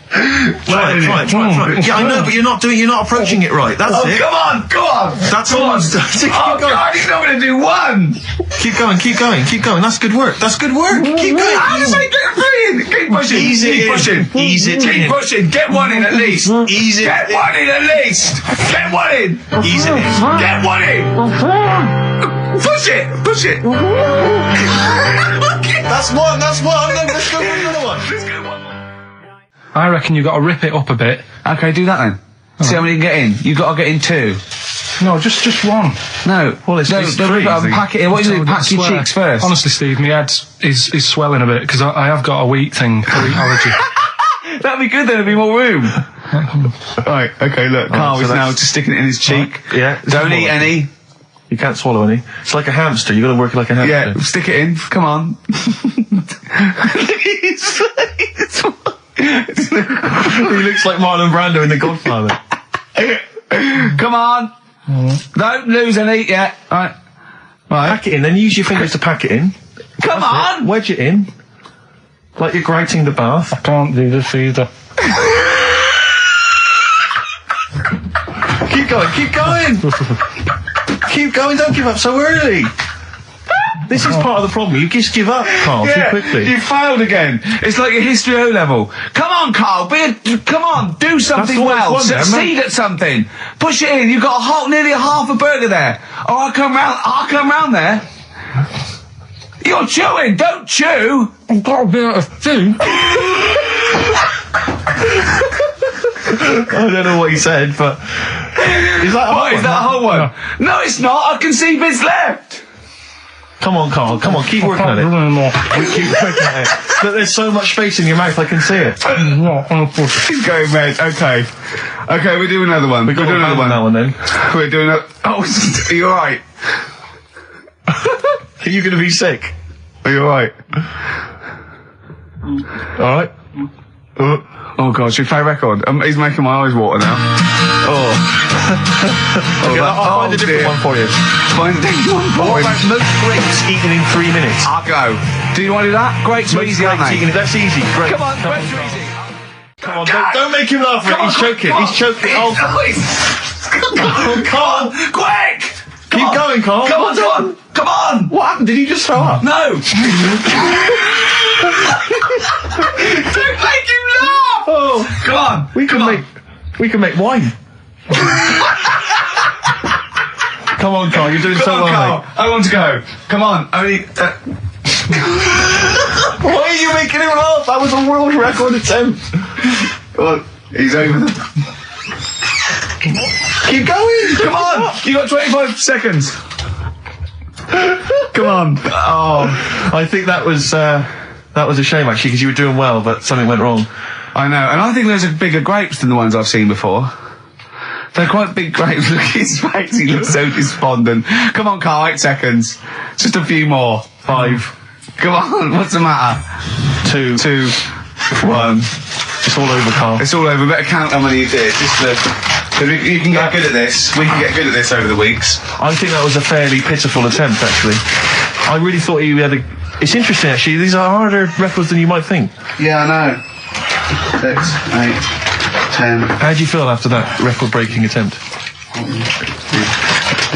Not happy with that. What are you not happy about? The fella who did it, was he in hospital and just had loads of grapes and was bored? I'm sure he wasn't producing a radio programme, that's for sure. Well, to be fair, neither are you. What was tricky about it? What did you find hard? I think having Ricky standing over me, sort of shouting, "Go on!" isn't normal. No. But that wasn't... He hasn't eaten any! Hold on, that's 50 left. That's quite a poor attempt then, by the seam of it. Would you think about trying to maybe do that again in a couple of weeks? Would you do some practice and try that again? Leave it to the experts. And I noticed a tricky point. Maybe sort of when you had about 50 seconds to go, you seemed to be spewing things into the bin. What was that? Again, mainly Ricky standing over me. 88. He's got 88 left. Okay, so what's the mental arithmetic there? Because we put how many in? It was 150 in the thing, wasn't it? What did I say? What did I say I had left? Well, I'm not doing it again. 88. So you had 88 left. So 62. God, you're only at 62. What's the matter with you, Carl? There's people start you at 62. That is rubbish. That's disappointment.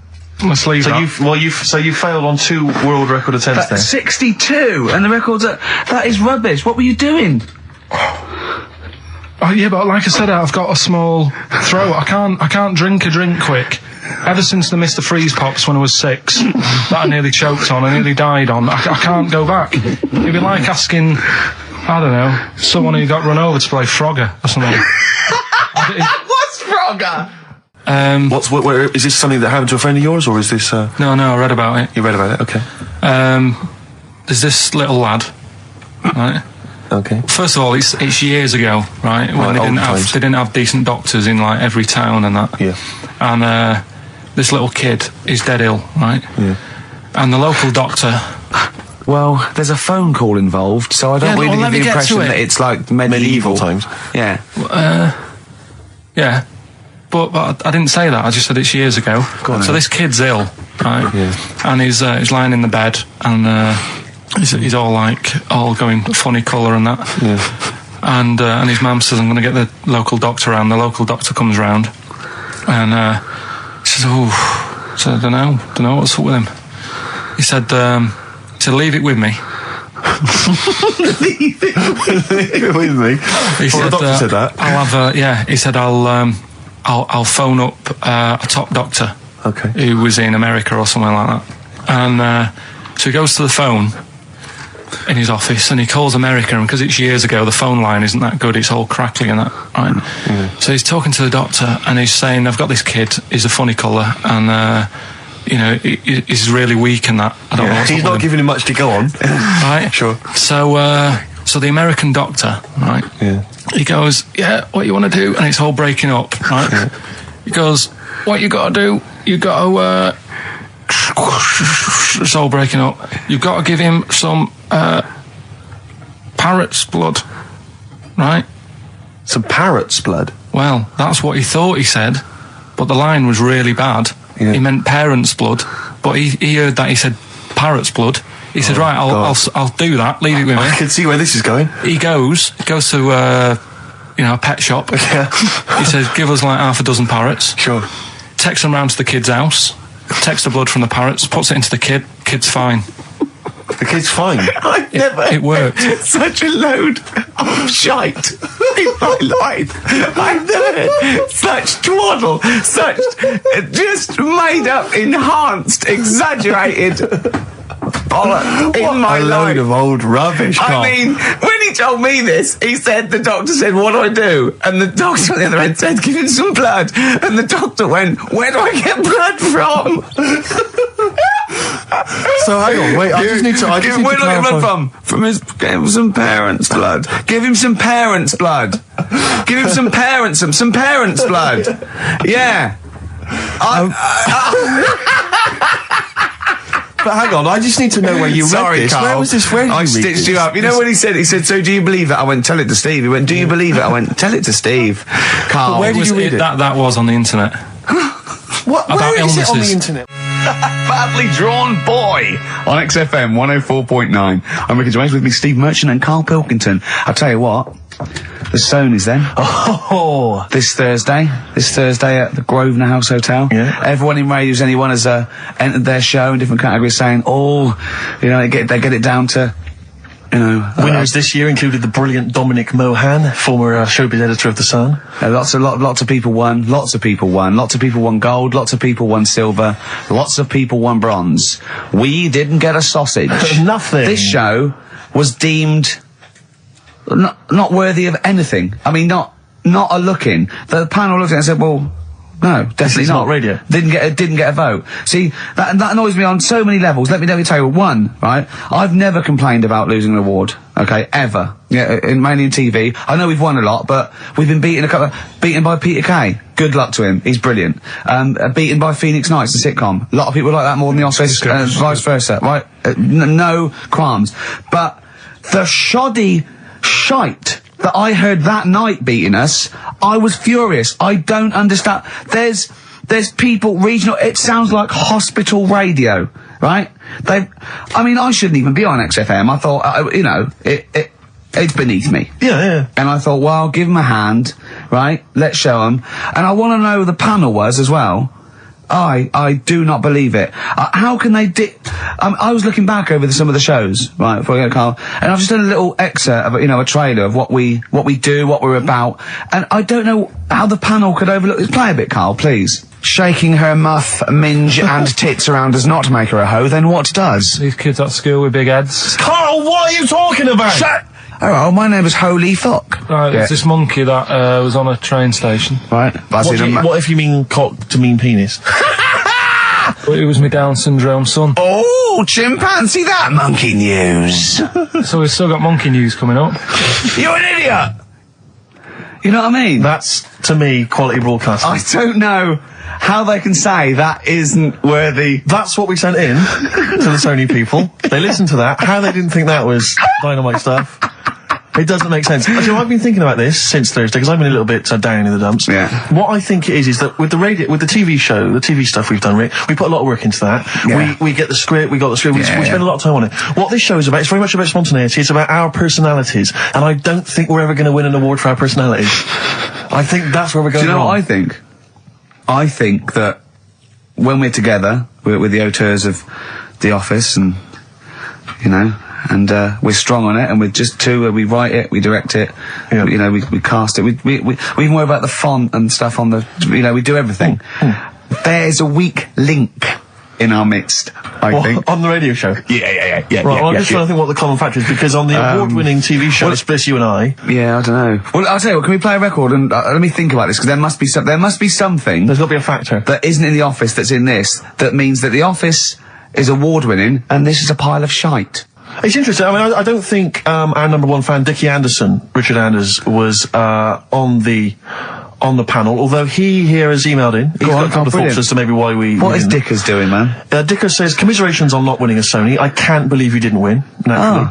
I mean, apart from your show's obvious lack of quality and effort, having a monkey for a producer, offering the biggest load of tat as competition prizes, saying hairy Chinese kid 48 times every show, Rockbusters, not bothering to turn up for weeks on end, only having 3 listeners, introducing the comedy characters Camp David, Harry Fook, which I think he spelt wrong there, Stephen Merchant. I'm not a character. Apart from insulting every race, religion and sexual orientation, bickering like schoolgirls... We haven't done everyone yet. We have not insulted everyone yet. There's loads to go. Despite the fact you generally bring misery into the lives of anyone who listens, I thought you were surefire winners. Better luck next year. Well... I mean, a couple of constructive, criticisms there, but generally, I still can't nail it. Was he on the panel? Well, I don't think so. Well, he's a fan, so... Yeah. Well, no, he's clearly a fan. I mean, he obviously loves the show. He has hit the nail on the head. Oh. Which... Yeah. But, what should we do? Should we give up or should we try harder? That's always my dilemma in life. Sure, yeah. I mean, I've always gone for the first one. Give up? Yeah, why bother? Yeah. If they can't see, just give us the award. Yeah. And then worry about it later, and we won't let them down. Yeah. Now they've got blood on their hands. We're gonna. Yeah. What should we do? To give a couple of months notice? I think so. Okay. Well, there you go. I mean, seriously. I mean, I think. I'm being serious. I'm not being wacky now. We haven't told Andrew, but I think we've won our course with this show. Yeah. So let's. Okay, we'll give it a month, and it's because the Sonys didn't give us anything. Play a record. Yeah. There you go. You got to do a bit longer than that. No, we haven't. Got to give a month's notice. No, you got to work till about September if you're gonna. No, we haven't. No, we give a month's notice. We'd, whatever, give the money back somewhere. Well, you give your money back. Yeah, I know. What are you going to spend your 80 quid on? True. Oh, that's a wonderful, wonderful clip, and a great record that preceded or followed it. I'm not sure. But could I make some dedications? Yeah. Because I last week, just before we had to come in to record this, popped out trying to get onto the tube, and I had a nightmare because there were millions of protesters, so-called protesters. Now, a lot of them obviously doing good work. There was one fella, I think you'd have appreciated it, because I know you are very politically active, and I think this guy has really studied hard, and he's realised the best way to make his voice heard on the international political stage is to ride around on a tricycle wearing a jester's hat. He was really shaking up the bloody government. I wouldn't want to be George W. Bush about now. Not indeed. Once he sees that. Once he sees that guy. Imagine his aides rushing in and going, George W., look at this guy. Where's that? That's in London, England. Okay, call off the forces. Is that a large tricycle? Yeah. Is he wearing a nappy?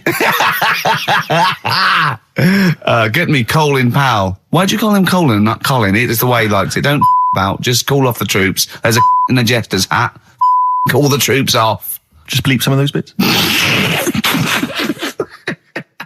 Right, here's the last clues of the year. You had, there's a load of letters there asking for advice. Put them on Claire's desk. Go that on, was no idea. F. That was for foreigner. For Rayner. I don't know what you mean. Claire Rayner. She took advice. She gave people advice. So that's a foreigner. That is shit. Right. I'm sorry. That might be Christmas. That is absolute A garbage. lot of people got the right answer. I know. Yeah, well, that well, annoys me even well, more. Number The 2. second one, ask your man. Foreigner. Yeah. Foreigner. Second one, ask your mam if you should. That was S. That was Shalimar. Shalimar. Right? No, bizarrely, what was the clue there? Ask your mam if you should. No, we got a lot of people saying Smashing Pumpkins as the answer to that. But I don't know who's saying that today, Mum. Smashing Pumpkins. Merry Christmas, Mum. Smashing Thanks Pumpkins. very much. Nice bollocks. Yeah, exactly. Oh, that's great. That's great. Right. Smashing Pumpkins. Your dad bought them for me for Christmas. Yeah. And the last one, Lovely plums. What, my Victorians? Oh, God. right, we've got to wrap it up. Come on, then. A couple of people were arguing in the supermarket at the fruit and veg counter. That was B, that was banana drama. They were like having an argument. What do you mean banana drama? What, no, wait. What group is banana drama? What group is banana drama? So, You're a fool. You're a twat. When you say that, but you accuse Carl of that, you're also accusing lots of the listeners, including the winner, Nicola Rogers, of London, and she wins those great prizes, and she got them bang on, so... Banana drama. so can we finish there now? Yeah. Yeah, What do you mean? What do you mean? Can we finish there now? Just play the ads and go. What? No, what are you talking about? We're going to play Jerry Nicky Witty River. River all day. Play that then. Goodness me, Carl, oh, look at you. We haven't got time. Merry Christmas, Carl. Merry Christmas, Carl. Enjoy the show. Let's give him a little kiss. Oh, a little kiss. Oh, no, With tongues, it's Christmas. Don't. Stop messing about. Get up! Ricky Gervais, Steve Merchant, and Karl Pilkington. Not done a lot. Maybe you should earn your money as you get to Mondays off for this 2 hours of nonsense. What are you on about? I've done loads of stuff. Yeah. Right. Same old. Yeah. Let's have something new, something Come on. fresh. Well, I've been looking around, right, on the internet for stuff. Yeah. On the internet. Yeah. Your Bible, where you get all your information about the world and the universe and morality from. And you know, like, how I always say to you, I don't really read that much of it, I just read the headline, Perfect. right? Yeah. Anna Nova have sort of nicked that idea to grab you.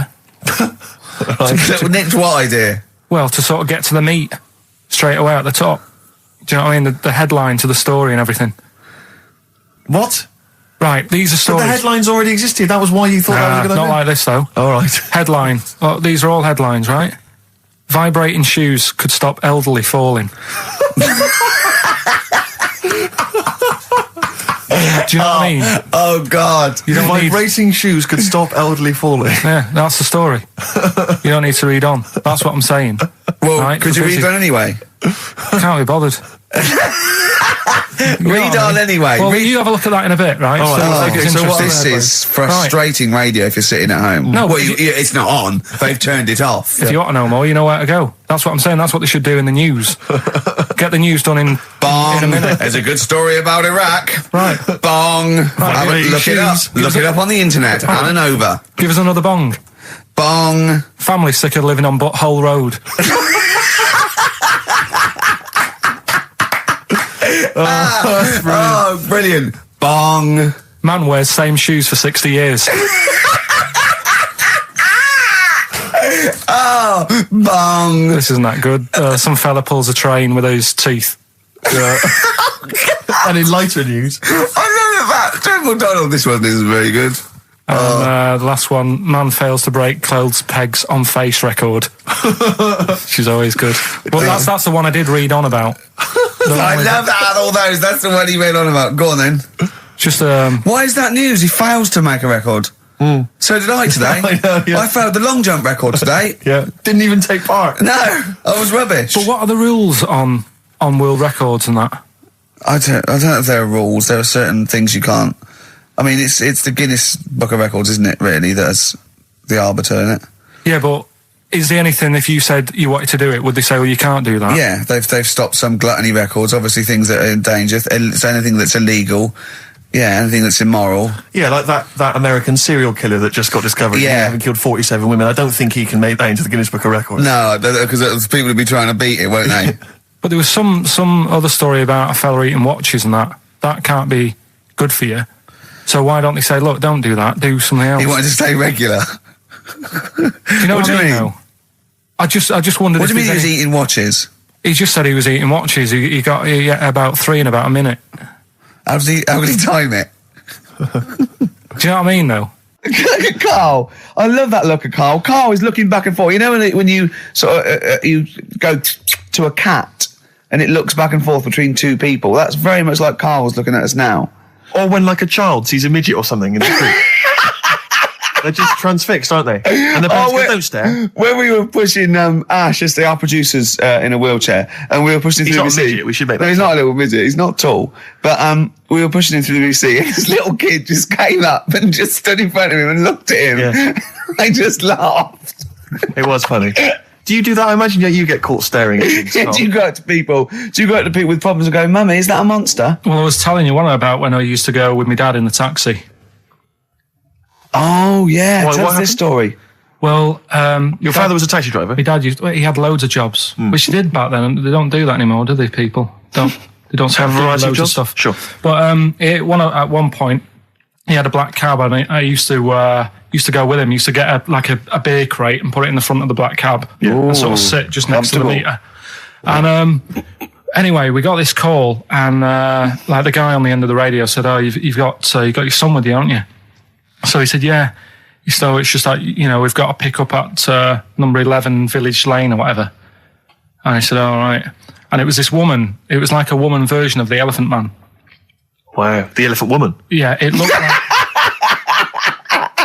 it was really strange because I was in the front of the cab, and when you're a kid, if something looks odd, you're a bit scared of it, aren't you? Yeah. And my dad was like, look, be all right. And we're driving towards her. Look, don't worry, son. I've got loads of buns. And just to I'll just throw one down the street if it's right after You're it. being mean, right? I am a little bit. So how old were you? 18? No, I was about 12 or something like that. 11, 12. And as we got closer to her, it looked like she was holding like a bag of spuds on her shoulder. For a snack. Right. And her head was all a bit mangled and messy and that. And my dad said, whatever you do, don't stare at her face. Yeah. And she got in the back. She turned into stone. Well, she got in the back, and I had like the mirror, the driver's mirror thing, and sort of having a look, trying to work out. And he said, don't stare at her face. I couldn't work out where her face was. It was that weird. Oh, God. So I'm not sure you're from Manchester. I think you're from like Narnia or something. Yeah, you got frog boys walking around. The Lord of the Rings. That got like the claws of a lobster and the head of a toad. Yeah. And you got women getting in with spuds for heads. I mean, what This is not Manchester. this is not the place you grew up. This is mad. Oh, you can't believe it in London, can you? You come down and go, look, symmetry. It must be amazing. It must be a thing to do with upbringing now, mustn't it? And because, again, do you know, I've said to you before, years ago, when I was a kid and didn't have any worries, good-looking lad, you go through it a bit, have a few more worries, and you look knackered. Now, back there's a lot more worries and stuff, so you get a lot more freaks.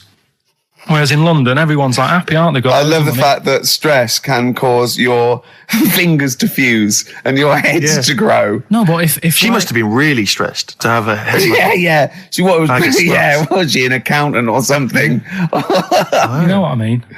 But what did she do? What did she say? Where was she going, by the way? And she couldn't speak. London Zoo, please. I think she was going to like To a the pet fair. shop. Seriously, honest to God. On my mum's life, she was. Because at the end of the day, that's a good thing with animals. They don't judge you, do they? She's not She an wasn't an animal. She's a human being. Not actually an elephant. No, but she... You know the Elephant Man was not actually an elephant. You understand that? He's got no elephant genes in him at all. No. That was just a cruel name people gave him. Yeah. No, it's the name of the disease, isn't it? Elephantitis. Look, so listen. So this woman, why was she going to a pet shop? She was going to a pet shop. What, to find a husband?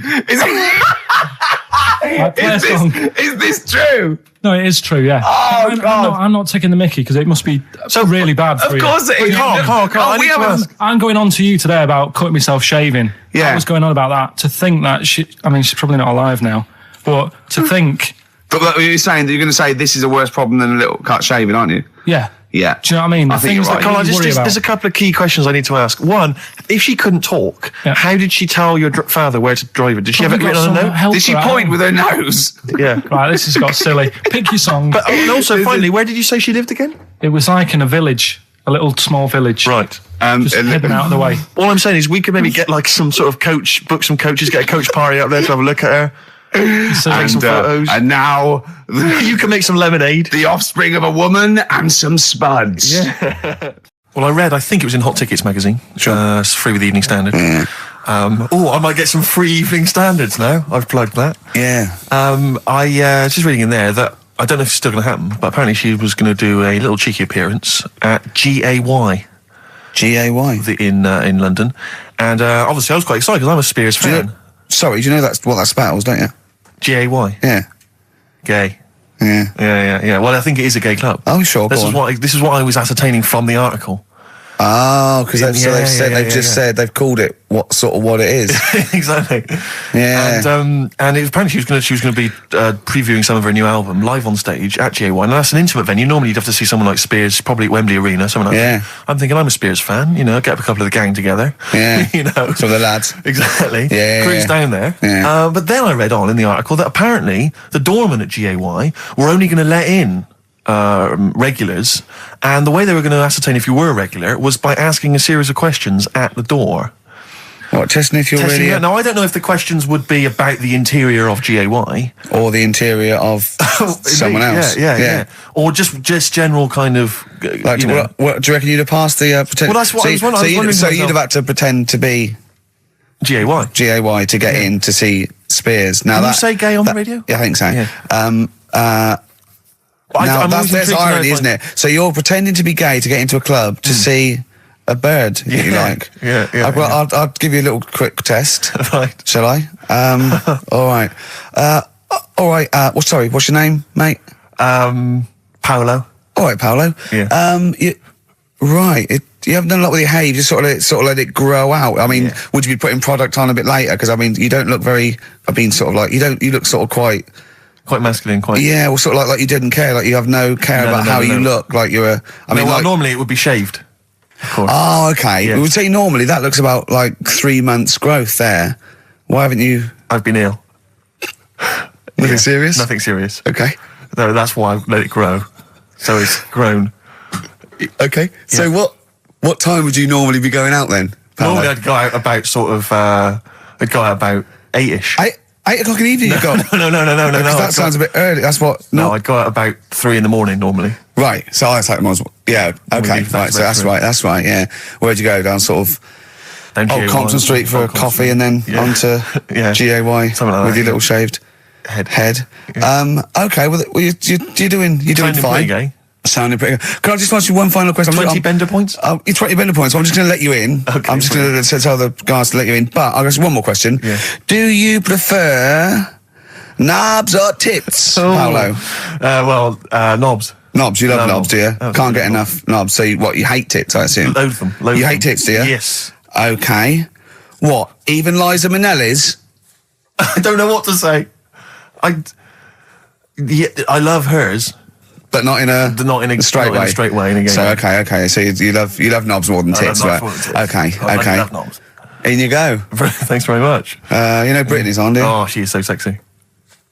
Oh, see, that's what would give me away. It'd be like the Great Escape. It's just the last. Yeah. You just. Well, you're. I think you're probably a bit bi.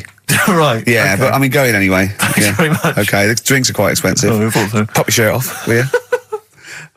Hey, Outcast on XFM 104.9. I'm Ricky Gervais, Steve Merchant, Karl Pilkington. You all right, Karl? Yeah, not bad. Yeah. Just when you were talking just now about like the gay stuff. Yeah.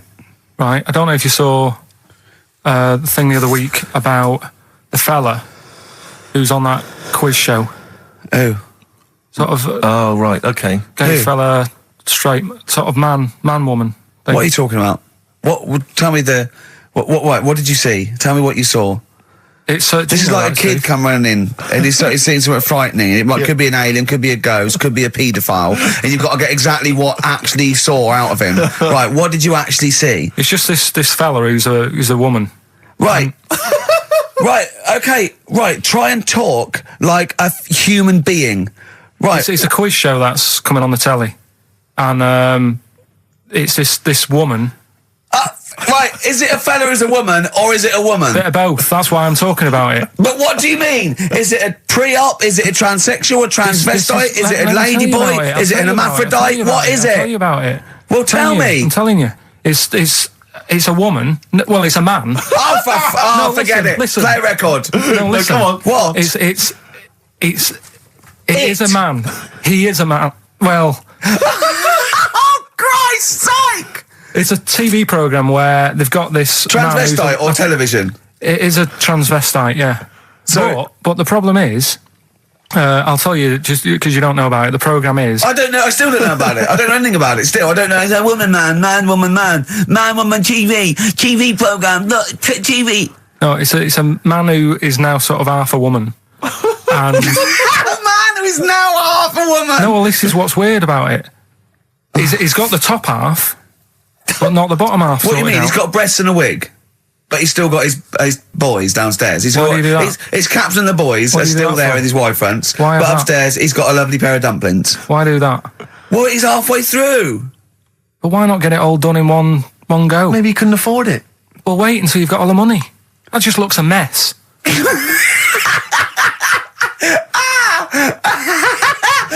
And who's he pleasing there? Well, he wakes up in the morning and pleases himself. He can't believe his luck. He doesn't know where to start.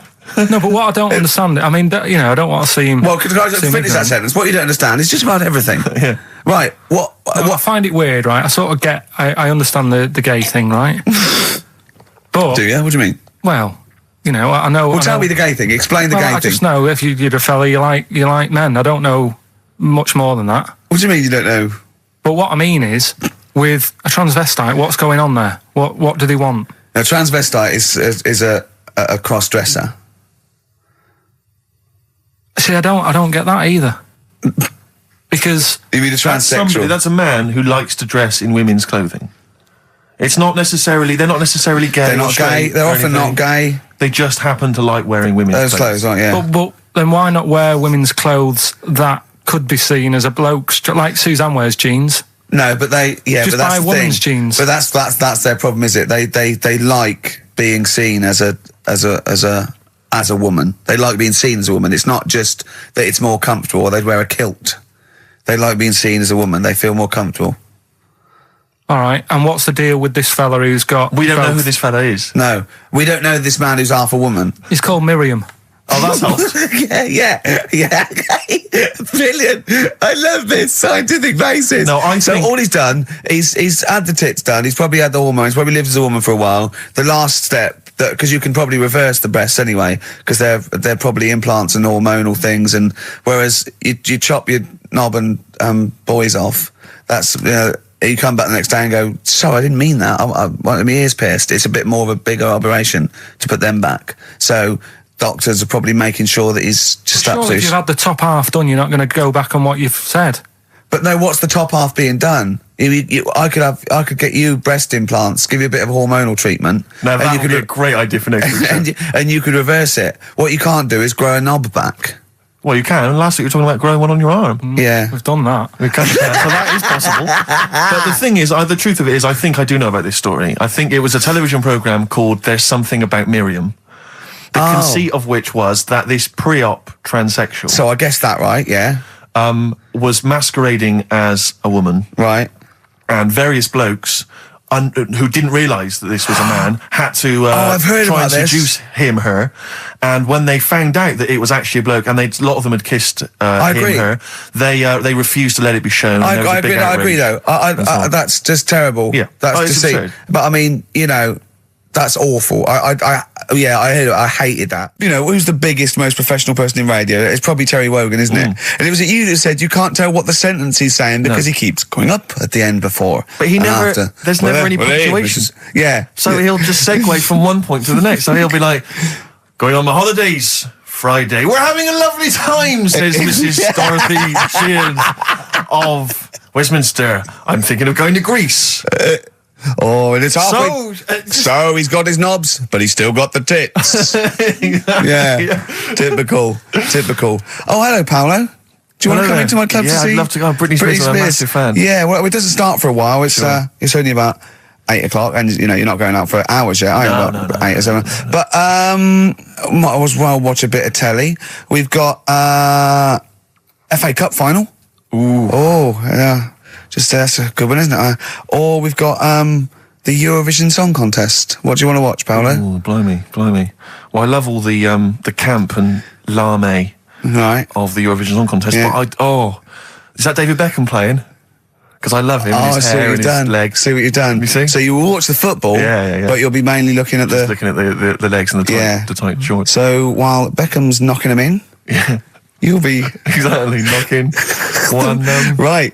Let's. Do you notice? Remember, I never really looked, but when you see old clips of, say, early '80s footballers, the shorts are much tighter. Aren't they? I don't know. I don't really know. I don't know. Looking. I remember Carl was saying when he went and there was 2 strippers, a bloke and a woman, and they whipped off their clothes at the same time, and you looked straight at the boys. Yeah, everybody would. You would have done. Right. You do. You do. You look at his doo-doo. What do you mean? You look at his doo-doo. No, I'm just saying. If you were there, you would have done the same. 2 people on the stage. Yeah. Woman and a man. Yeah. They were getting the clothes off. Yeah. Right? The fella took his pants off the same time as the girl took her knickers off. Yeah, right. All I'm saying is it's human nature to have a quick look, have a quick glance, see what's going on. See what's going on? And then I wanted to look at the woman, but she put her knickers back on quick. She didn't live opposite from you, did she? But just to return briefly to the shorts question. It's only because in the 30s and 40s, they were huge shorts, weren't they? I mean, genuinely massive, huge. A small child could wear them as trousers. They were. I think that's to do with comfort and decency, though, isn't it? And then, but by the sort of 80s, there was barely any shorts there. I think that was fashion. But it's weird that you feel like at some point someone's gone, guys, I mean, they've gone too today, small. But this is ludicrous. But that's what happened, isn't it? Because, things get bigger and bigger and bigger, and then they get smaller and smaller and smaller. Yeah. And fashion's like flares, drain pipes, heels, flat. Yeah. Tall hats, flat hats. What do you make of the miniskirt? Long hair, skinhead. Miniskirt, again, I don't know, I'm sure there's been 10 resurgences of miniskirts since 65, whatever it was. It's fashion, so the short... you know what? Do you know what I think, Steve? I think the shorts will get smaller again before we die. I think we'll see one more tight little packet of Premiership footballers running round with their offal squeezed like the last chicken in a butcher's window. Almost protruding. Wrapped up, yeah. Yeah, well, imagine if they just wore cling film shorts so you could see what was happening there, Carl. Where would you look then? Because you like football, don't you? We're doing Rockbusters. I suppose so. Go on then. Bong. Czech family says they've got a rabbit with 3 knobs. Right. Done. Sorry, can you just read a little bit more of the Czech family with 3 knobs? Just about a family. Not read it to yourself. Read it out on air. It's just about... He can't read it to himself. I told him to read it to himself. We still hear it. No, he was, because I could see his lips moving. Go on. Just this fella who had 3 rabbits. Right, just think of this is Trevor McDonald. Yeah. Okay, carry on, Carl. Okay, well, here's the news. Right, good, brilliant. Go on. There's a fella, he's got 3 rabbits and that, and then he checks them out, right? Yeah. 2 of the rabbits have got 2 knobs each. Right. And he goes, that's a bit weird, isn't it? Sure. And they're throwing them around, sort of chucking, showing them around the family and stuff, saying, look at that, that's weird. Picks up the 3rd one, it's got 3. Yeah. So they ate the 2 with 2, because they thought they best keep the 3rd one, because a little bit lucky in that. Yeah. It is lucky, 3 knobs there, yeah. Now here's the sports news, and that's how it would work. Go on. Talking about this the other day. Yeah. What was it now? Listen, the fella. No, listen. Do you want, all right, no, come on. All right, he's got it now. Go on. This fella goes to the doctors, right? Oh, right, okay. right, if this isn't any way apocryphal, stupid, illogical, impossible, right, you are never, ever speaking again on radio. So make sure this is at least possible. I'll tell you what, I'll even give you improbable but possible. So if anything that breaks the laws of the universe or logic, okay, that's all you have to avoid.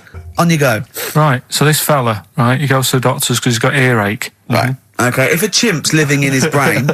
that he go on. So he's got earache, he's sat in the waiting room and his ear's all bunged up and it's hurting a lot and what have you. So the doctor comes out and he goes, right, and because his ear's all bunged up, he doesn't hear it that well, right? So he thinks it must have been me, right?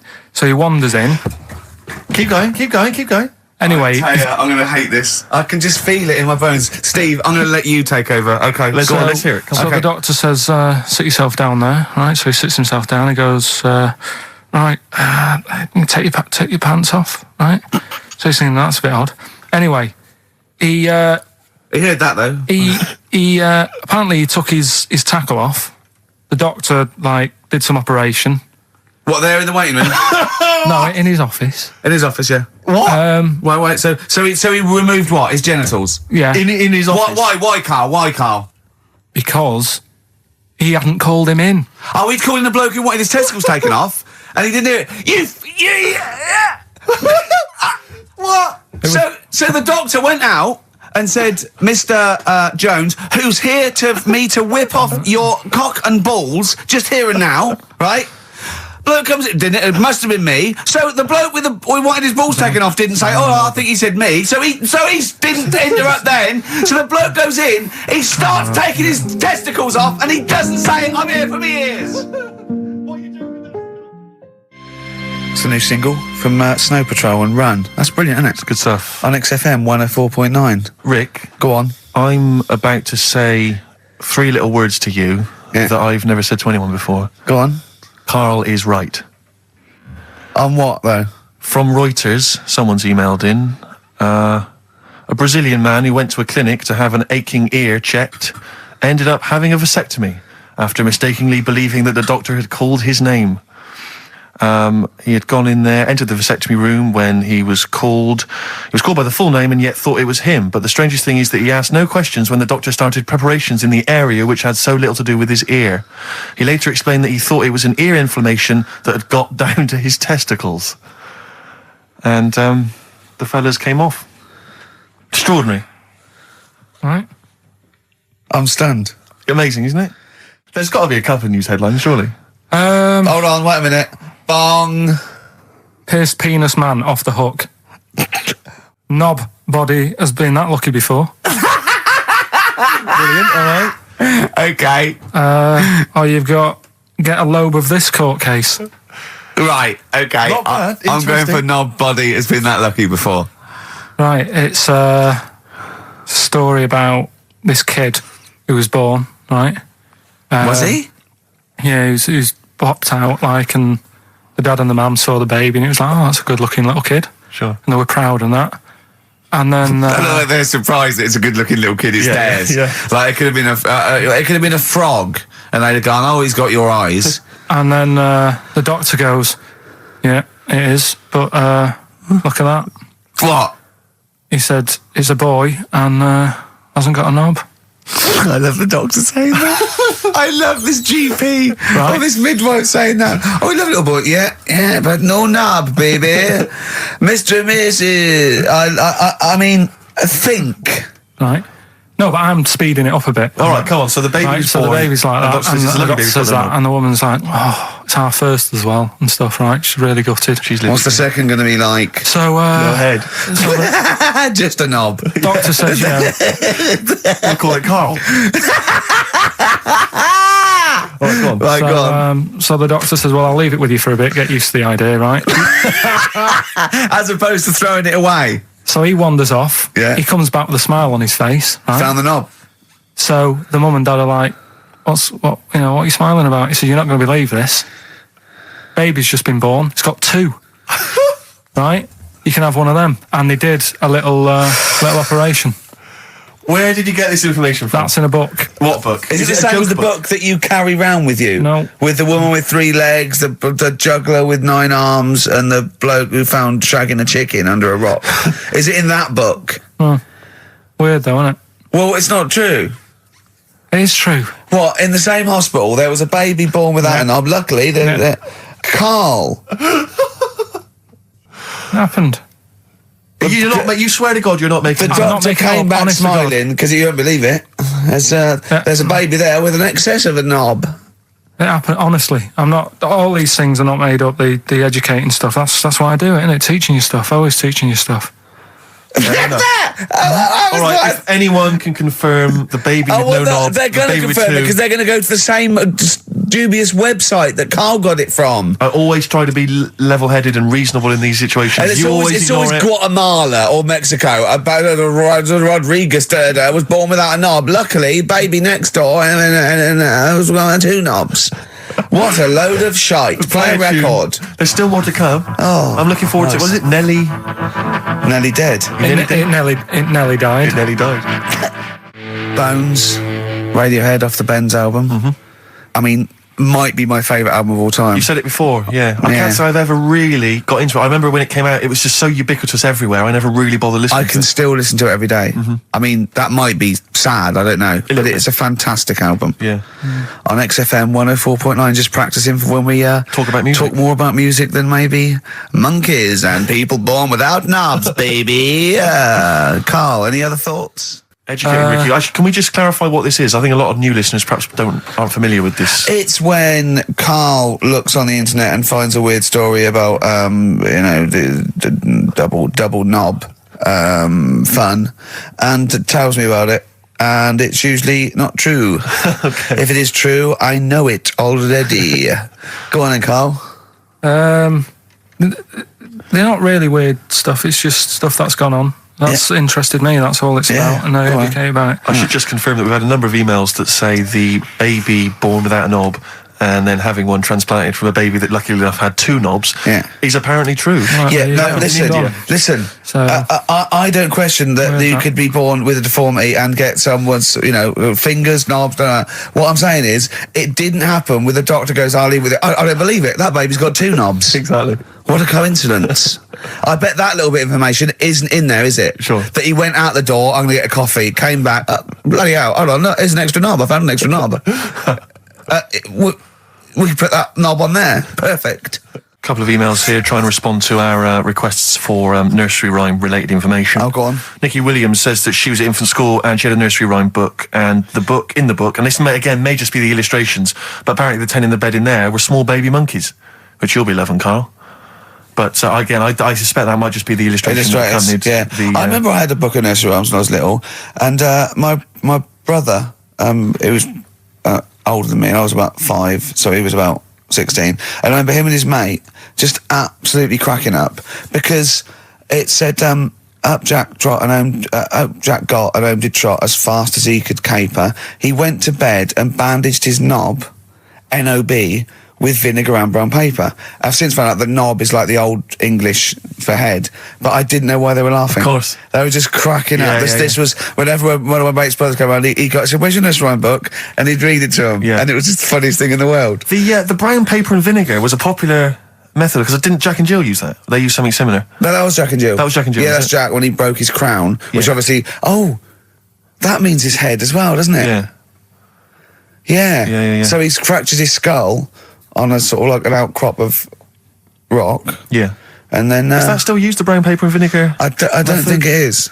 I don't know, maybe in Manchester they're still using that, I'm not sure. Yeah. But it was fantastic. So then we go and have our meal. What annoys me, I said, right, I'll go for a run. He went, I'll have a bath. I said, I'll see you at 7:45. At 7:55, I have to call him. He's not ready, so he's let me down there. I can't stand lateness or laziness. You hate lateness. Yeah, and he's let me down. Do you know his excuse? He fell asleep in the bath because there was no light bulb. There's no light bulb in the bathroom. So instantly he fell asleep. And he was late. No, do you know what I mean though, Steve? If you're sort of like nice and warm and what have you. I was tired anyway, I've been stressed out for 4.5 hours, right? My life flashed in front of me a few times in that buggy. So it's all sort of wears you down a bit. I thought, right, I've got a headache. You're going for your run. I'm going to have a bath. I walk in, put the light on. For some reason, it didn't come on, but I thought, it's all right. I'll just, doesn't matter. You can have a bath in the It's summer, so it's light anyway. Well, there's no windows in the bathroom, so... So you were in the darkness? So I'm in the darkness. I nod off because I'm shattered. He calls up, hassling me. So I said, well, it doesn't normally take that long for me because... I haven't got, long hair. I've got a dryer and so I can sort of one wipe. Yeah. He's already 10 minutes late, though, when I called. Well, 10 minutes. 10 minutes. late. This is late, this. Next. Doesn't matter. Dinner wasn't until 15:15, so we had, another 20 minutes anyway. So it doesn't really matter. Yeah, but we said 1:45. So he's calling up, hurry up. So I said, yeah, all right. So I get out and dry and my tackle and what have you. Calls back again 30 seconds later. No, I don't, I don't like that. You're not going to do that, though. Give it a wipe. 30 seconds later, come on. So I end up going downstairs to the meal area. Naked. With a wet shirt on and wet socks. I've got headache as it is. Meant to be a relaxing weekend. But anyway, so we have our meal, which is really nice. And then we're sitting in the bar. I'm having a cigar by the fire. Yeah. We're having a rather nice Pinot Grigio. Yeah. He's there going, I've got headache. Is this 1955 that you live in? I know. So holiday, where did you go on holiday? Sardinia. Good? Yeah, it's alright, yeah. Nice food and that. It's important, isn't it? Yeah. And nice beaches and what have you. Excellent. Always like a nice long beach to walk down. Yeah. But, so we're having a nice walk, right? You know how nudists do me head in? Sure. Right.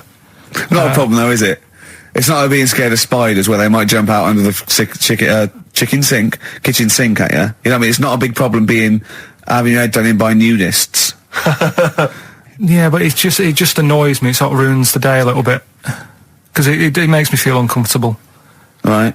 Take your clothes off if you feel uncomfortable. It's much more relaxing. Yeah, but... Well, anyway, right, so I'm walking along the beach, right? Lovely long beach, might have you, watching the sea, picking up shells and that. And what are you wearing? What's your natural beach club? When he says picking up shells, I imagine he's on all fours going, like that, you know what I mean, looking at things. Just washing his nuts in the sea to get them tasty. Yeah, going into the sea and then kind of shaking himself and all the water flies off. Yeah. I've just got, flip-flops on, pair of shorts, and like a little light shirt. Sure. Mm. So anyway, walking along, and Suzanne goes, oh, look, right?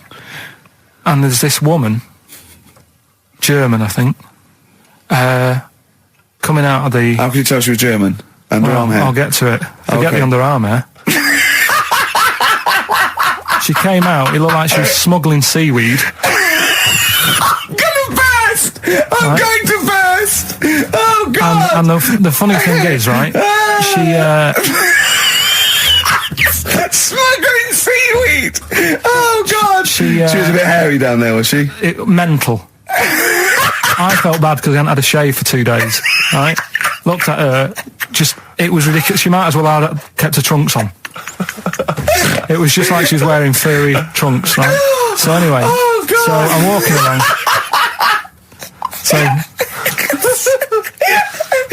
go on then. So Suzanne's like, oh, look, and I'm like, oh, not again, because every time we go away, there always seems to be one of these. Is she by herself, this woman? Well, the weird thing was, she was with her husband, right, but he had shorts on, he was happy, right, but every time, because I walked past her, and he sort of ran off, because he's embarrassed. Do you know what I mean? There's nothing normal about it. What can he do? He can't go, all right, mate, because he knows it's odd, right? How old was he? Sorry, how old was she? It's hard to tell when someone hasn't got clothes on. Sure. You know what I mean? They always look older, don't they, when they haven't got clothes on anyway. But I'd say she was about 40, 41. Okay, right. So I walked past, and the annoying thing is, she got there on a bike, right? No clothes on, little pair of boots next to the bike. So if you can wear boots, just pop some shorts on. You know what I mean? That takes more effort for me, putting boots on. So put the shorts on, right? So anyway, so the husband kept running off. I walked past, and I'm getting annoyed because I'm saying, well, we've got to walk past them again on the way back. I like the fact that they're scuttling away when Carl walks past. Like when you lift up a bit of sort of iron sheeting in the woods and loads of mice run away. Yeah. It's like whenever Carl goes, that nudists run away. Yeah. Oh, right, okay. So we sort of come walking back and what have you, and I have another look and what have you, and he runs off again. Why are you another look if it offends you so much? Oh, you might as well just have a look. You know what I mean? It's just putting it on show and what have you. But the interesting thing was, I just wondered whether the husband If he has women nude, you'd looked at his tackle. Because remember when you went to see those two strippers and it was a woman and a man and they whipped their shorts off, you said you looked at his tackle first. I think any bloke would. Well, you would. You just check it out. It's natural, isn't it? You just go, oh, right. So it is normal or whatever. Because you don't know if you know what I mean? You don't know if what you've got's right until you see someone else's. No, do you know what I mean? Yeah. But anyway, so, but he got us talking because I was, then, as soon as I saw her, sort of, day's been ruined a bit, so I'm walking up the beach. It's been ruined! Walking up the beach with Suzanne going, how does it happen? Do you know what I mean? Why do people do this? What fun are they getting out of it and what have you? And, I just was thinking, is there any chance that that fella, right, didn't even know that she was a nudist until they went away? Do you know what I mean? Because I said to Suzanne, say if I met Suzanne, it's like we're getting on, yeah, everything's fine. Yeah. And then you go off on holiday and you go, you haven't got much luggage. And she's like, no, it's fine, this is plenty. And I'm thinking, that's weird. And then we go down the beach and she whips her knickers off. I'd be annoyed, but there's nothing I could do. Do you know what I mean? Sure. So I'm just wondering whether that's what happened to this fella. Every time someone came walking up, he was like, oh, God, this is embarrassing. And he kept nipping off. Yeah. Finding something else to do. Look at some shells. So I'm wondering, Rick, if at some point, maybe today or in future shows, we should get a nudist, one of those official nudist spokespeople, because all these nudist organisations, get them on the phone, justify themselves to Karl, because, in his mind, they are, what would you say, weirdos, freaks? I don't quite get it. I was reading something in one of the supplements last weekend, and some journalist went round to some, whatever you call it, some resort or whatever for nudes and that. And it's Were just they playing volleyball? Well, the annoying thing was, bowls. Why is that annoying? Well, don't play a sport where you got to bend over.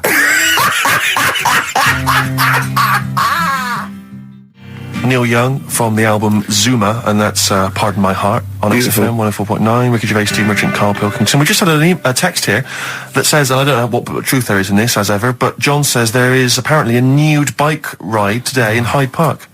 Now, I can't believe that's the case, because I don't think it's allowed, is it? You can't ride around with your veg, can you? I don't know. Why would you want to? Well, good point. On a bike. On a bike, I like the fact that that's what disgusts him.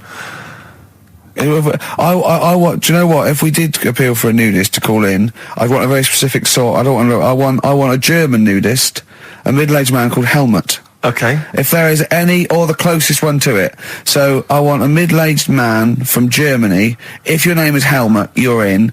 But I'll accept Hans.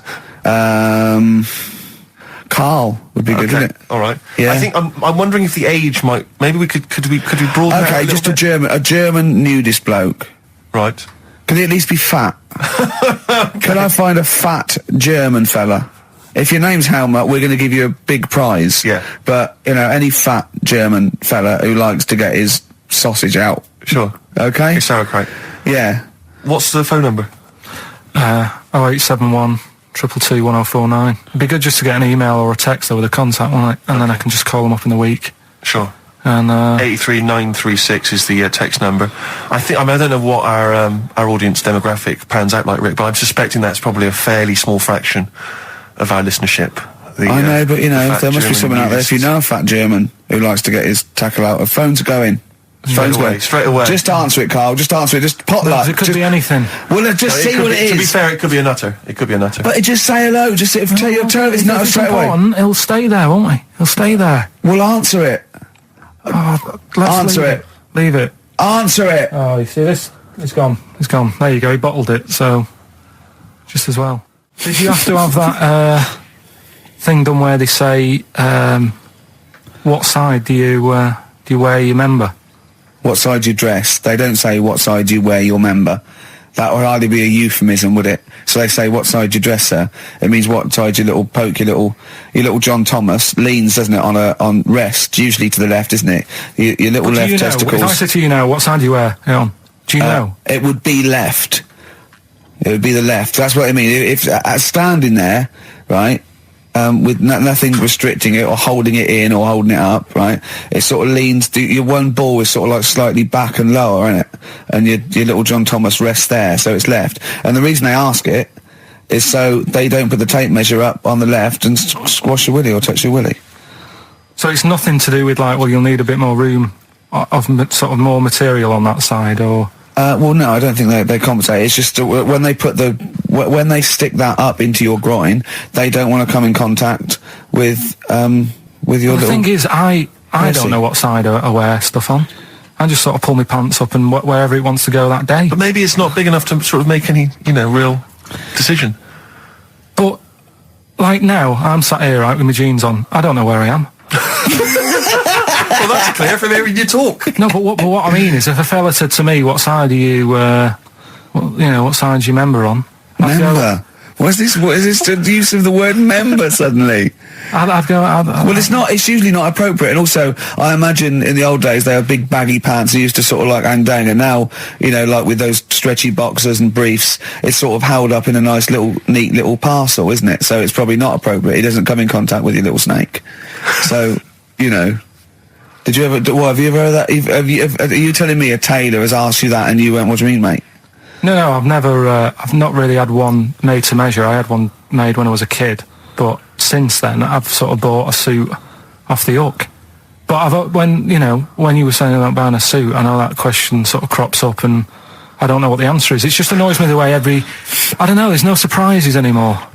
Do you know what I mean? People know. What do you mean? He's going to go, right, I'm going to measure you now. Which side shall I measure? Go, well, pot luck, go and have a look. Right, there you go. Oh, you got it. What do you mean there's no surprises anymore? What are you talking about? Everything you say is a surprise. Everything you say, every opinion you have is a surprise to me. What I mean is, why aren't people just happy just to go, well, depends, doesn't it? I'll just pull the pants up wherever it wants to go. I'm happy. What do you mean? Why is this such a big issue? But Carl, when they ask you this question, they're not making a note of it somewhere. It's not statistical research to find out what the kind of common leaning is. It's a question so he doesn't touch it when he's using his tape measure. Just be careful. But he is being careful by asking the question. But what's wrong with him touching it anyway? It's only like a slight. Fair enough. But if he just sort of, knocks it a little bit, you can just go. Do that again? To me, it's the same as the prostate thing. It's just happening all over again. But the doctor doesn't go, what side's your arse on, sir?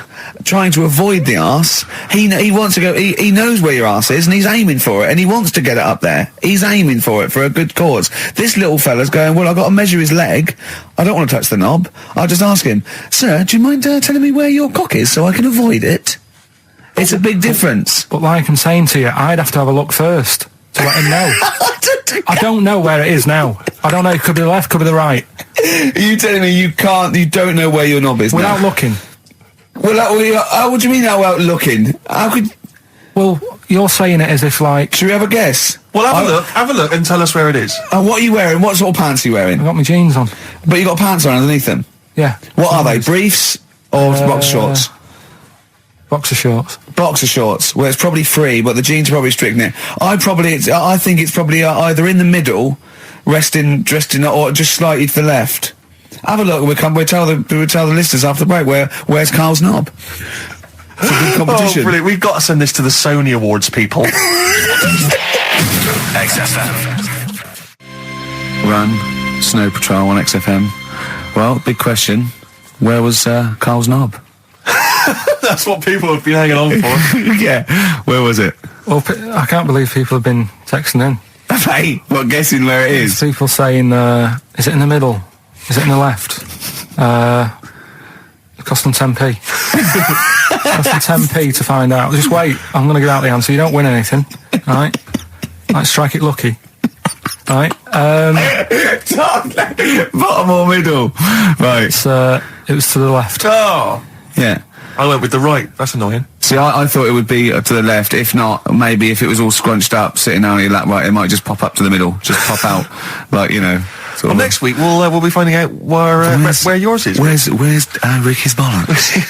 Right then, which leads us nicely into... Knob news. Oh, it's the welcome return of knob news. Right, okay, it's very much like the news at 10, this, isn't it? I do a bong, or in this case a schlong, and he gives me the headlines, the knob news of the day.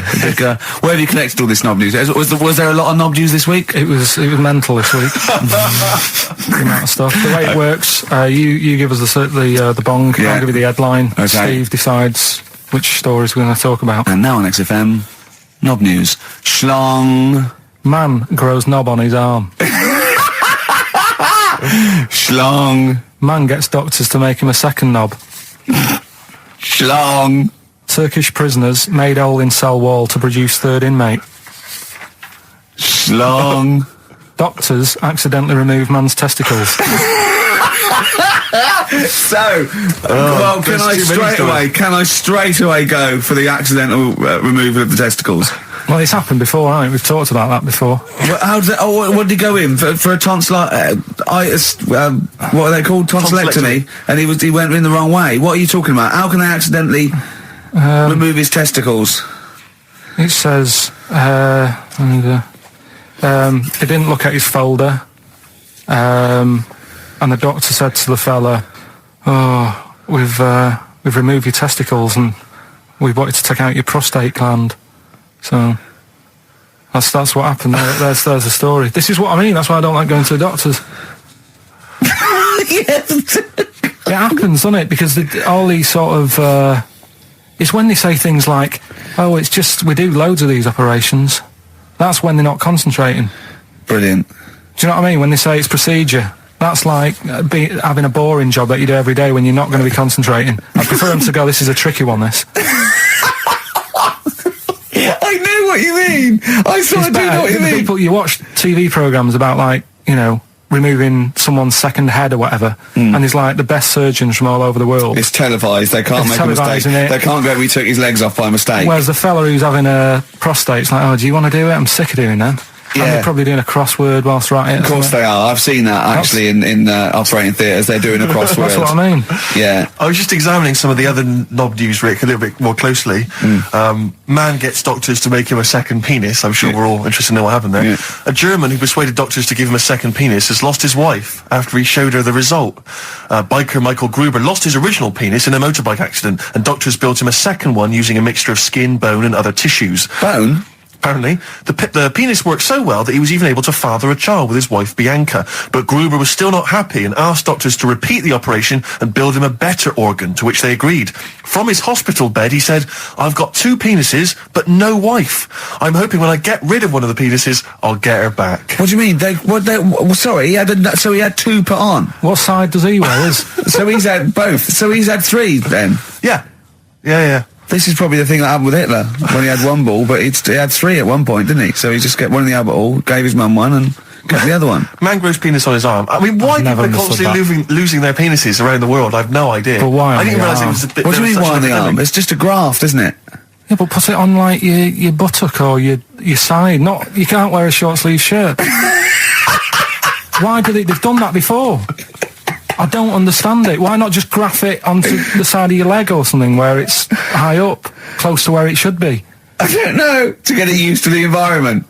Like when you would like release a duck into the wild. I've never understood that. If there's a doctor, again, you know, we had a doctor last time, there's someone who can let us know why they put it on the arm. So they can keep an eye on it, presumably. He's not going to work with this knob on his arm. He's probably in a hospital bed and under examination. Right. So what do you think? They pop the knob on the arm, say, "Come back in 3 weeks." What do you do, by the way? I'm a mechanic. Keep the knob, keep the long sleeve shirt, because the blokes go, "Why have you got a knob on your arm, mate?" What are you talking about? He doesn't go back to normal as a teacher. "Sir, what is it? What is it, Simpkins? You got a knob on your arm. No, don't worry about that. Do your maths." What do you think this bloke's walking around with a big knob coming out of his arm? Why on the arm? So they can keep an eye on it. So it's not. But if he's in bed, just get him to not put any undies on or whatever, and just have a little sly look at how it's going. Even in hospital, if you're in a shared, like, little hospital room, people going, "Oh, I've had heart problems. What's your problem?" He's there with his arm out. He's got his knob out. Yeah, but I don't think it counts as indecent exposure when they're grafting a knob on your arm, sticking that up the bed. Imagine if he's driving, he's just got it out the window. People driving by. Yeah. At the end Is that bloke giving me the finger? At the end of the man grows penis on his arm story, it says, a Moscow surgeon said the man will be able to have sex in a few months. He said, "Women will never suspect." What kind of a doctor talks like that? Yeah. I'll tell you, it's his cock now, seriously. The birds will never know. He'll be able to go berserk. Yeah, They'll never realise we grew it on his arm. That is unbelievable. Will he have a little scar on his arm, do you think? Yeah, I don't get it. Like I say, 83936 if there's a doctor out there. Or indeed, if you've ever grown... Or a tailor. Making you a shirt. What side do you wear your cock on, sir? It's on my left arm. What's this? Bit of stones? Yeah, beautiful. Lay it on me. Wild Horses by the Rolling Stones on XFM 104.9. Well, I think the listening public would have enjoyed knob news there. Oh. So, I mean, there was a lot of knob news this week. I was surprised. You know, I would have thought it would be hard sometimes to get knob news together, but... I would have thought it would have been part of a bigger news programme, but, I mean, I don't think we'd dedicate a whole sort of, like John Craven's news round. Yeah. A whole 5 minutes to knob-related news. Yeah. There was other news, was there, in the week at all? Carl, it wasn't just all knob-related, you didn't just research. No, they're the ones that sort of stand out. Okay, knob news? Yeah, we've got a bit of knob news, yeah. I'm worried that knob news, because it's only about penises, is a little bit sexist. Have we got any fanny facts? Can we sort that out for next week? I don't want to alienate our female audience. Welcome to Minge London. Good, I'm glad that's that. Well, But then I got back, right, Steve, and called up Ricky. I said, right, are you about? Have a chat and that. So he said, I'll just come round. It's a nice day. Have a drink and what have you. So I got round there at about 6:30, right? Go up to his door, knock on his door, right? He stood there with his tackle out. Oh. Yeah, what did you make of that? What was wrong with that? What do you mean, what's wrong with that? Why were you looking at it? Why were you looking at it? I tried not to look at it. But again, you're always sort of attracted to it, aren't you? Kind of like... I've never been attracted to another man's tackle. I don't know what you mean. You can't help but have a little sly look. Especially when it's there. When you ring the bell, and I mean the one on the door, right? And that's hanging out. And does he dress to the left or the right? It was to the left, wasn't it? yeah, it was left, yeah. Just popped it out of my shorts. For him. Just popped him out of the shorts. Should have seen the state of him. Shorts on, no top, cigar. Looked like someone out of The Sopranos. It was a mess. Yeah. And then, we sat on the balcony drinking wine, didn't we? Did you pop it back in, or was it still... Yeah, I popped it straight back in. I've got the laugh. Sure. I've got the laugh I wanted. Yeah. He walked in, he went, it's not that hot. Straight away. It's not that hot. Oh, brilliant. then, was that knob news, or is there more? no, it's got more knob news. That's just a taster. Just a taster. Listen, let's play some adverts, let's play some great music, and maybe we should have some early knob news. Early knob news coming up. XFM. And it's knob news time. We're all very excited. Now, last week's knob news was what, Carl? Do you remember it was a man... Who grew a knob on his arm? Sure. No, he didn't grow it there, did he? He put it there. Well, I know that, but, yeah. Just popped it on his arm. Yeah. A bit. Yeah.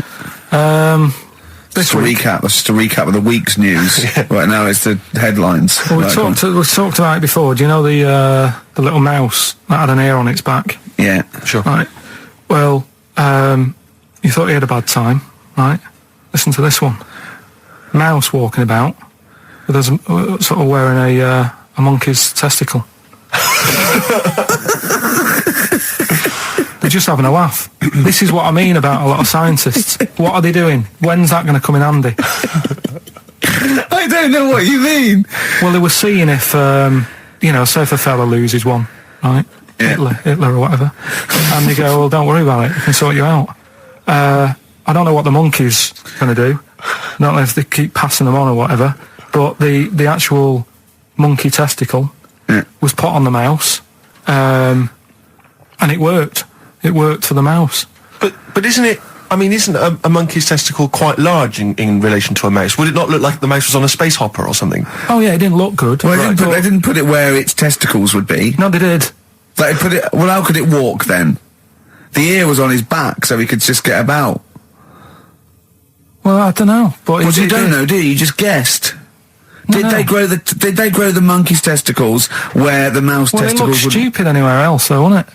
Oh, whereas a mouse with monkey testicles, that's fine. Oh, you'd be showing off. You'd be all right. I'd prefer that than the ear. When that mouse gets put back in with the other mice, do the other mice go, George, you look different. Have you had anything done?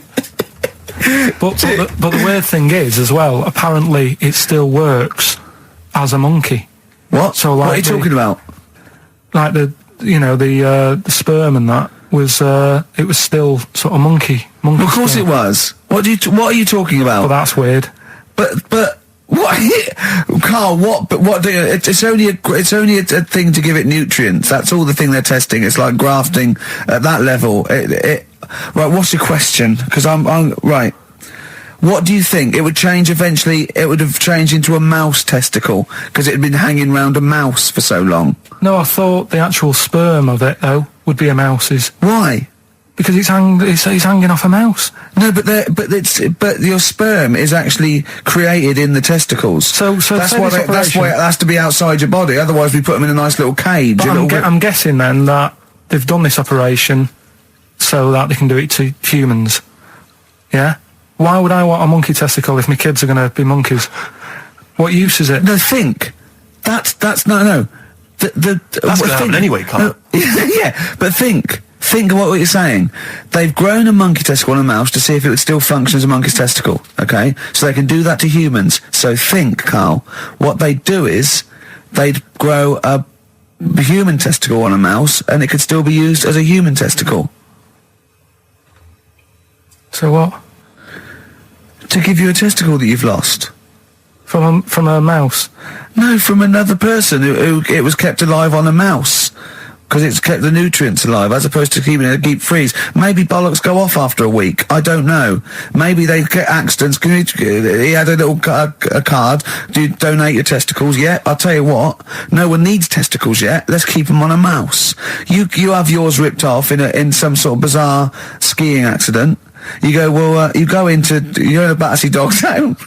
You pick the ones you want. They can grow them on anything. They can grow them on a Dachshund. Bulldogs are growing them usually, that's where you see a bulldog. Usually that's waiting for an operator. What don't you understand, Carl? Hang on a minute. I thought this was knob news, not testicle time. I don't understand why. Yeah, this testicle time's not for another 10 minutes. Yeah. No, it's all sort of linked and that though, isn't it? Well, sometimes it's linked to a mouse. But what do you think about, like, I don't know, testing stuff out like that? Is it worth it? Could you not just go straight from... But listen, Carl, I'm getting this information from you. No, if this was on Question Time and someone said there were, Dimbleby and Paxman or whatever said it, I'd think about it as a moral dilemma. You've just said you saw a mouse with a monkey testicle. What do you think of that? I don't think any of it. I don't think anything of it is the answer, Carl, because I can't trust the info. I cannot trust anything that comes out of your mouth. Well, here we are again, XFM, on a Saturday. Just gone 1 o'clock, Steve, if I'm very much mistaken. But we're not here as such. We're away again, gallivanting around. We've got to do the special sort of best of again. Okay. Which we did a few weeks ago. So this is the best of the last 3 weeks. Which I think is the best 3 weeks we've ever had. But I'd like it condensed into 2 hours. Yeah.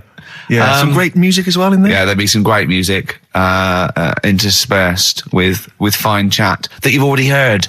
Yeah. Except this bit. This bit's new. We've actually, out of the kindness of our heart, we've come in last week. Yeah, yeah. And we've done a few clips just because we felt a bit guilty about shooting off. Yeah. I mean, even now, having heard this link, I'm beginning to wonder if it was worth our time. Yeah.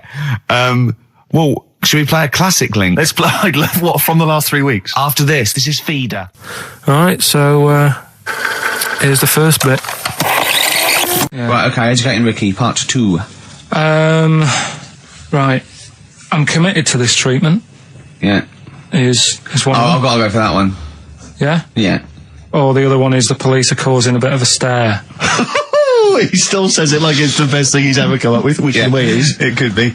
Right, go on then. I'm committed to this treatment. Right. Do you know the saying... Is it just sayings now? Are they all sayings this week? No, they're not. Okay. No, the other one isn't. Frog in your throat? The saying, there's a frog in your throat? Yeah. I assume it's when you croak a little bit. You sound like a frog. No. Right. Might seem a bit weird, this one, right? But years ago... Oh, yeah. Sorry, well, what is that clue? Committed to this treatment? It's about frogs Kermitted.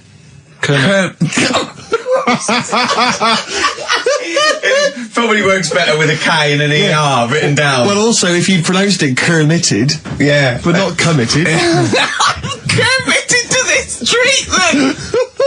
Right, go on then. That's genius. So yeah. Well, what? You go to the doctors and you go with throat hurting a bit. Right. And what they did ages ago. Ages ago? What year was this approximately? We are going back quite a bit with this one. Oh, okay, go on. And the doctor would say... did history. Imagine years ago. Go on. And the doctor would say, right, keep your mouth open. I need to look at your tonsils. And the jaw would ache a bit because they weren't as quick back then because they didn't have the technology and stuff, and they'd have to like stare at it and study it and stuff. And like they get an achy jaw, right? Keeping their mouth open. Yeah, like you get, you get a Mars bar or whatever. So they'd sat there, and they used to always close their mouth, and it used to annoy the doctor. Right? Oh. So what they did, they used to get a toad, right, and put it in the mouth. Rubbish. Okay, keep talking. Keep talking. And that way they couldn't close their mouth because either they'd squash it, right, or apparently you're not allowed to lick a toad's back. So the doctor would have them for breaking the law? No, but it's poisonous, right? A toad's back. You should never lick a toad's back. Or put it in your mouth, really. Oh, just stop for a second. Wait. What? Can I just ask one question? Go on, yeah, ask one question. I've got a few, but go on. Sure. My initial thought is, it sounds like a brilliant bit of sort of medical knowledge there. It's a great idea. Yeah. My only thought is, how does the doctor see past the toad? Yeah. Your tonsils? What's he actually looking at with the mouth open? Surely the toad is in the way. Looking around in the way? It didn't say. Sorry, and my first question is, was this on the internet? Yeah. Yeah, okay. Carl, that is bollocks. That is, I mean... Well, alright then. Let's turn this round. Where does the saying, you got a frog in your throat come from? Probably because you sound a bit croaky. Probably that. Probably because you sound a little bit like a frog when you've got a sore throat. Carl, did you not question it just for a moment when you read it? Just for a second, didn't you think that seems an odd approach? Firstly, why a frog of all the different because species? It's poisonous. A toad. So it's a toad as well. Yeah, well, it worked. I'm committed. Worked. No, I was going to change it to, have you heard the news Toad Day? But I went with the frog.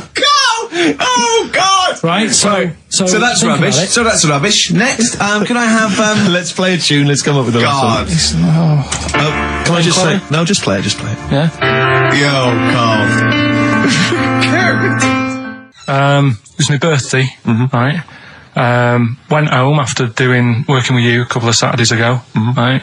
Girlfriend was like, open your card, and I said, no, it's my birthday on Monday, I'll open it. You obey by the rules, certainly on birthdays, birthday rules. Well, there's no point. Well, exactly, chaos leads that way. Yeah, right, so, not an anarchist, never has been. So anyway, she was kept going on, it was doing me head in, so I said, alright, I'll open it. Yeah. So I opened it, ticket fell out, surprise holiday to one of the Canary Islands. So... And what was your reaction? I mean...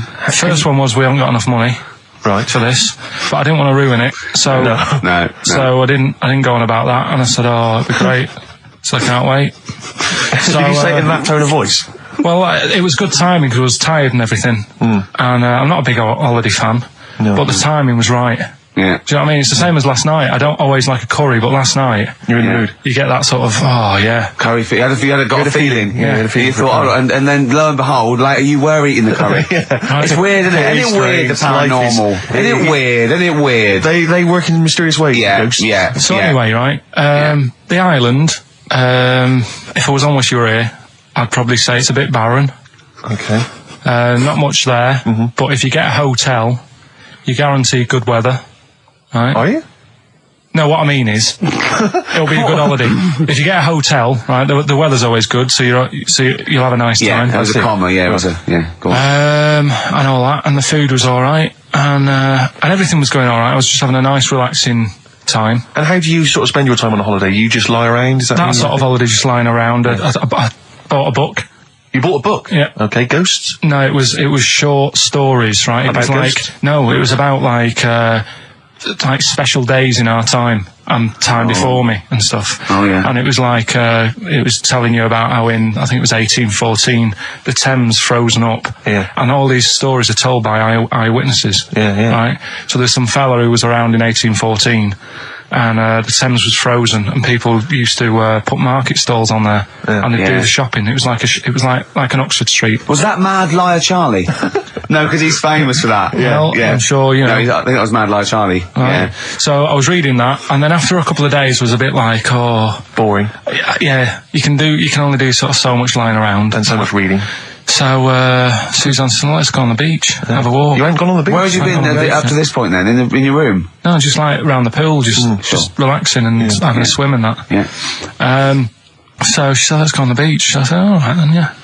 So wandered down to the beach, and first impressions are, yeah, it's all right, it's clean. Your criteria is so basic, it's brilliant. Hotel, yes. Roof, good. Food, adequate. Beach, clean. Next. So I'm walking along, and everything's good, and there's a woman feeding fish bread, which I thought that's different.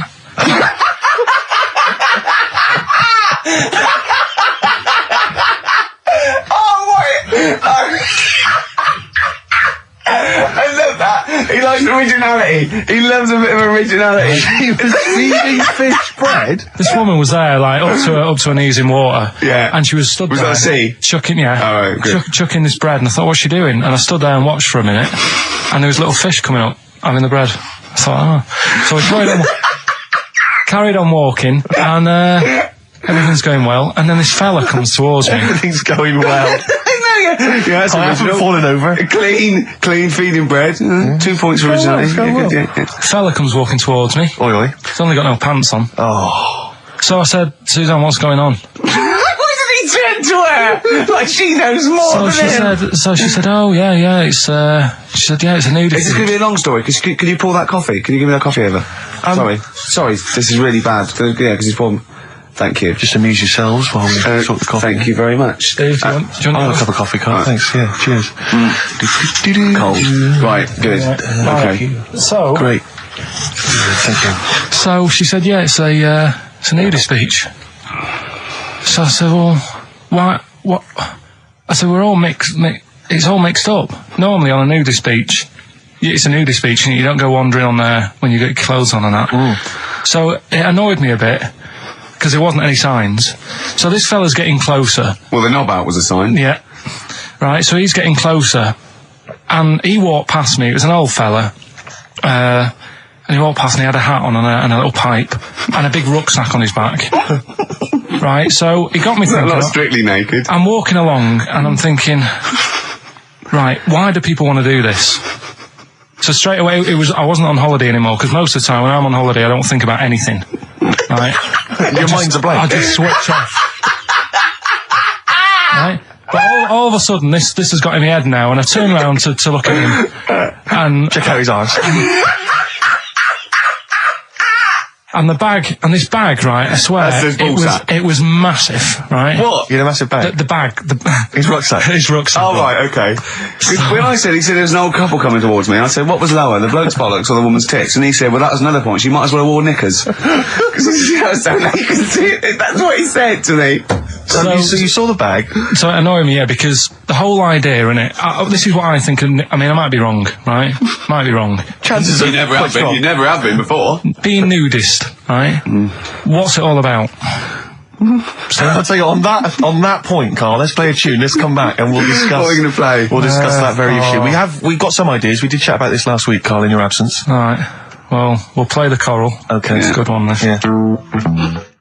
Coral, Dreaming of You, on XFM 104.9. I'm Ricky Gervais, with me Steve Merchant and Karl Pilkington. If you just joined us, Carl is walking down the beach, and a man has just passed him with his knob out. Yeah, his testicles out and his huge bag, apparently. Right. Now, we'll sum this up, quick, because we did talk about it last week. You did call me and tell me some of these things, and we sort of mentioned it last week, but you just want to say just give us your thoughts on nudity. Well, what I don't understand is, right, nudity, I thought it was all about, sort of being free.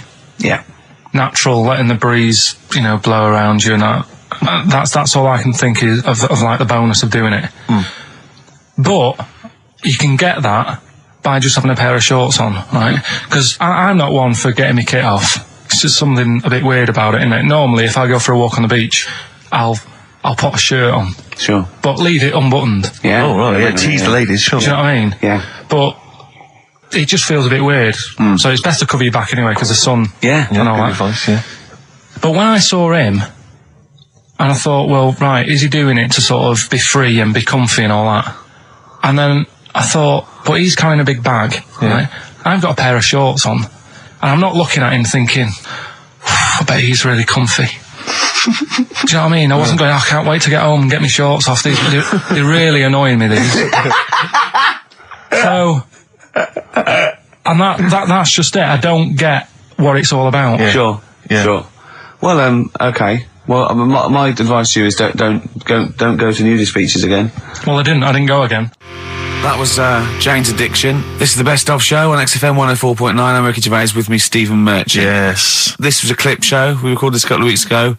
I hope you had a Merry Christmas. It's not over yet, because tonight at 9:50 is the second part of The Office Christmas specials. It's brilliant. Watch it, and we'll be back next week live. I'm Ricky Gervais, with me Stephen Merchant. Bye. Have a great new year. Can I just tell you a story that Karl told me a couple of weeks ago? Is this another ghost story? Another Yeah, spooky it is, story? yeah. I called him out. I was, what are you doing? He said, I've just been reading ghost stories again. He said, you don't believe in them, but how do you explain this? Right, I went, go on. He said, I'll tell you as he told me it. He went, bloke, right, just sitting at home, doing, watching telly with his cat. And, the phone rings, and it's a bloke going, is that fire, in your oven okay now? 'Cause your wife called. And Karl went, well, 1, there was no fire in the oven. 2, he wasn't married. I went, right. Go on. He went, well, then, right, there was a knock at the door, and there was 2 sort of people in sort of white coats, and they came and said, we've come about that fire. Your wife called us.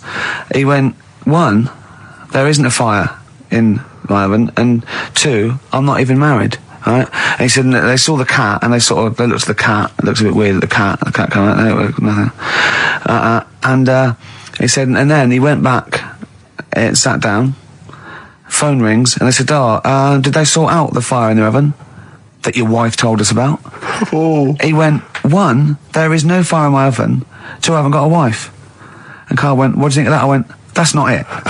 He went, yeah. I went, that's the end of the story. What? He went, well, how'd you explain that? I went, explain what? I thought he was going to say, a year later we got married, but she died in an oven fire. Right? I thought it was going to be that. And I went, that's what? People winding him up. Yeah, or someone did report a fire oven, and their name was Johnson, and they looked up Johnson, they got the wrong thing, it was the gas board, and they sent it around to the wrong person, right?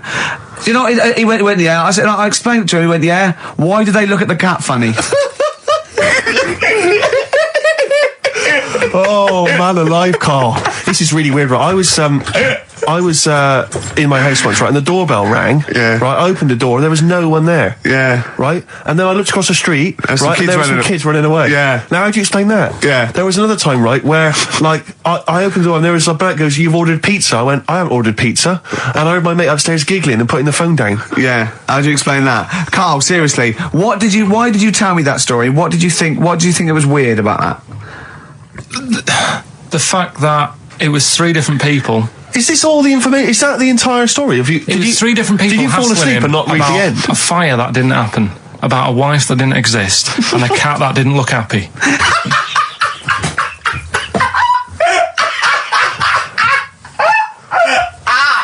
Oh, I'm gonna have a heart attack, Karl. What? I mean, why did they look at the cat funny? Because cats don't like spirits, do they? What? And the other blokes were ghosts? Yeah. Yeah, that's it. So these are kind of beetle about type ghosts. These are ghosts who walk the earth as the undead, just winding people up slightly. That's lovely. That is lovely. Seriously, and a cat that did not look happy. But seriously, why would ghosts wander around just like winding people up? Oh, maybe something did happen there years ago. Some fire. Some woman might have died in a house of a fire or something. Yeah. And it sort of all happened again. Yeah, it's certainly a mystery. If you don't it's a mystery. I mean, I can't. What's this book you were reading? You were reading a book, which is interesting enough. It was the For Tea and Times. Oh, Karl. Yeah. Well, I don't know what to say. But we're talking about MTV, right? And I was feeling a bit nervous, wasn't I? About like, you know, the way I look. Right. And what have you. And then I watched a bit of Celebrity Big Brother and all the fuss that Mark Owen's getting, and he's not that good looking, is he? He's very. I want to be Mark Owen's mate. If anyone who knows Mark Owen or Mark Owen's listening, I want to be his mate. I think he's brilliant. I think he's a nice lad. But what I'm saying is, right, all the girls go mad over him. Yeah. And he's not that good looking, is he? Well, no, he's got. He is in a certain way, isn't he? That sort of non-threatening. Yeah, but he's not stunning, is he? Do you know what I mean? No, but no. Well, what's your definition of a stunning? Yeah. Well, who do you like? Someone who you look at and you go, God, they're good. Which bloke do you fancy? What bloke do you think's attractive then? So if I was into men, yeah. In fact, you can still say a bloke's a good looker without fancying him. Who do you think is attractive? Probably. I mean, it depends what you're looking for. No, just look. Just look. You think there's different looks as well. Of course, yeah. No, who would you say was attractive? Who would you say was like stunning in your definition? A good-looking lad. Yeah. Good-looking lad.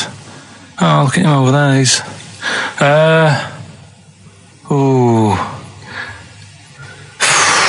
Do you find, Robbie Williams? Do you find him attractive? Boy next door. Look. No. Who do you? Carl, hurry up, because it's we've only got 2 hours. Probably. Do you know? I can't think of one offhand. Mark Owen is pretty good looking then, really. What? There's not. Just name one bloke that you think's an attractive guy. There must be one bloke that you've either met or that you've seen in a pub Who do you or think on a is poster. attractive? Tell you what. Go on. Tell you what. Works here. Young Alex Zane. Alex! Well, we know Alex, maybe we can fix you up. Oh, I love you, Alex. You've got I just like the way, the things that interest me, I remember. Things like snakes not having ears and stuff. Yes. I didn't have to read about that. No, you just learned that, yeah. You saw it on the telly, didn't you? You saw it on that Ian Wright programme. Yeah. Yeah. And this is what Carl said to me. He said, it's actually, I called Carl up in the week, and Reese was with him. Reese used to be on XFM, and he took the phone, and he went, Carl's worried, I've seen that programme. He said, snakes don't have ears, right? He said, so you can creep up on them and pick them up. And he said, Carl's worried. He said, how'd you ever put them down again? Because then they know you're there. I woke up the other night, quite late. Worried about that. And I said to my girlfriend, I said, how do you put a snake down? And she said, what are you talking about? I said, that Ian Wright thing, this guy managed to pick up a snake. And do you know that thing where they clamp its head on a jar to get the poison out? I do now. Right? They did that, but they didn't show you how they got rid of it. And I thought, it could really get nasty, because it's obviously annoyed that you've had its head pressed in the jar. Yeah. Right? They hate that. Now... Especially as it's in front of their mates. When you lift it off, right, you've got hold of it. Yeah. If you go to chuck it down, it's going to turn on you. It's going to go wild, isn't it? So, I just wondered. Well, what you do is you never put it down, Carl. Yeah, that's why that bloke has got about 11 or 12 just carrying him. Exactly. Yeah, you never put it down. You sling it. Who cares? You just throw it, don't you, really far. That's not that. I don't think you should throw. But Carl, listen, don't worry. We're not asking you to get involved with snakes. Like I said to you though, the reason I did this was to get that kitchen, right? Now, brilliant. As we speak now, right? Builder's in the flat. He's been annoying me. Of course he has. Of course he has. What's he been doing? When he turned up on Monday, right? Yeah. Wanders in, and the first thing he says to me is, said, the pub across the road, is it any good? I said, well, it doesn't matter, does it? You're working on the kitchen. Think of saying that to a builder. Probably making conversation. Probably meant, do they do a toasted sandwich? Because I've got a half-hour lunch break. Not an hour, like Karl Pilkington. So I'll probably go and get a nice, cheese and tomato sandwich. Is that genuinely what you said to him? Yeah. The first thing you said so to him? Suzanne had a go at me saying, why have you said that? He hasn't even started on it yet. I cannot believe that. You're unbelievable, Carl. And you say it's us that are rude, crass, I wasn't being thoughtless. rude. I just was letting him know. Do you know what I mean? I know what he knows what he was there for. He had it down on his little docket. Do the kitchen this week. He didn't come there and go, what did I come out for? Was it to go to the pub for a week? Why am I wearing these overalls? Yeah. Who's the little bald mank twat insulting me? Let me just check. Let me call the head office. I wasn't having a go, though. I mean, they should have finished it yesterday, and they're there now, right, on their own. And what annoyed me is they turned up late today. Hold on, Carl, I've just realised something. They're probably listening to the radio. This, I assume, tuned to XFM, isn't it, in your kitchen? Yeah, but they don't know it's me, do they? Do you know what I mean? No. They'd go, he's got a whiny mank voice as well. So's the bloke who owns this place. And the bloke who owns this place, when I said, what's that pub like across the road, said, well, you won't be bothering that. He's working on this. No, he won't be able to put two and two together, will he? You've suddenly, the penny's dropped, doesn't it? You've suddenly realised. Look at his face! Yeah. He's suddenly realised they might know it's him. And they could be listening, and they're going to clean you out, mate. Oh, if you are the builder working in, where is it? I won't say the address, but it's... Central London, isn't it? Yeah. Go mental. Have whatever you want. Opposite that pub that you like, He'll probably be in there now, so he won't be listening. Or insulting a British workman. He should have been in today. Mental. He should have been at 8 this morning, Just which annoyed me anyway. Mental. Why? I really don't understand why they've got to start so early, right? Yeah. But he said he'll be there for 8, turned up at 9:30, right? Wanders in, and what annoys me is, he could have left all this downstairs. He had a paper under his arm, one of those crossword books, and a pot noodle. Now, I'm not being funny, but most of them take up quite a bit of time. A crossword book, he's not happy with just the one that's in the paper. If you're listening, if you are the builder that's listening now, doing Carl's flat, what about pissing in the laundry basket? All right, this is Carl, the producer of Ricky Gervais and Stephen Merchant on XFM 104.9. We're playing out some of the best bits. Hope you're enjoying it. Here's another one. So let's take us back a few steps, Carl. What's the story? Right, so I did some research. Right.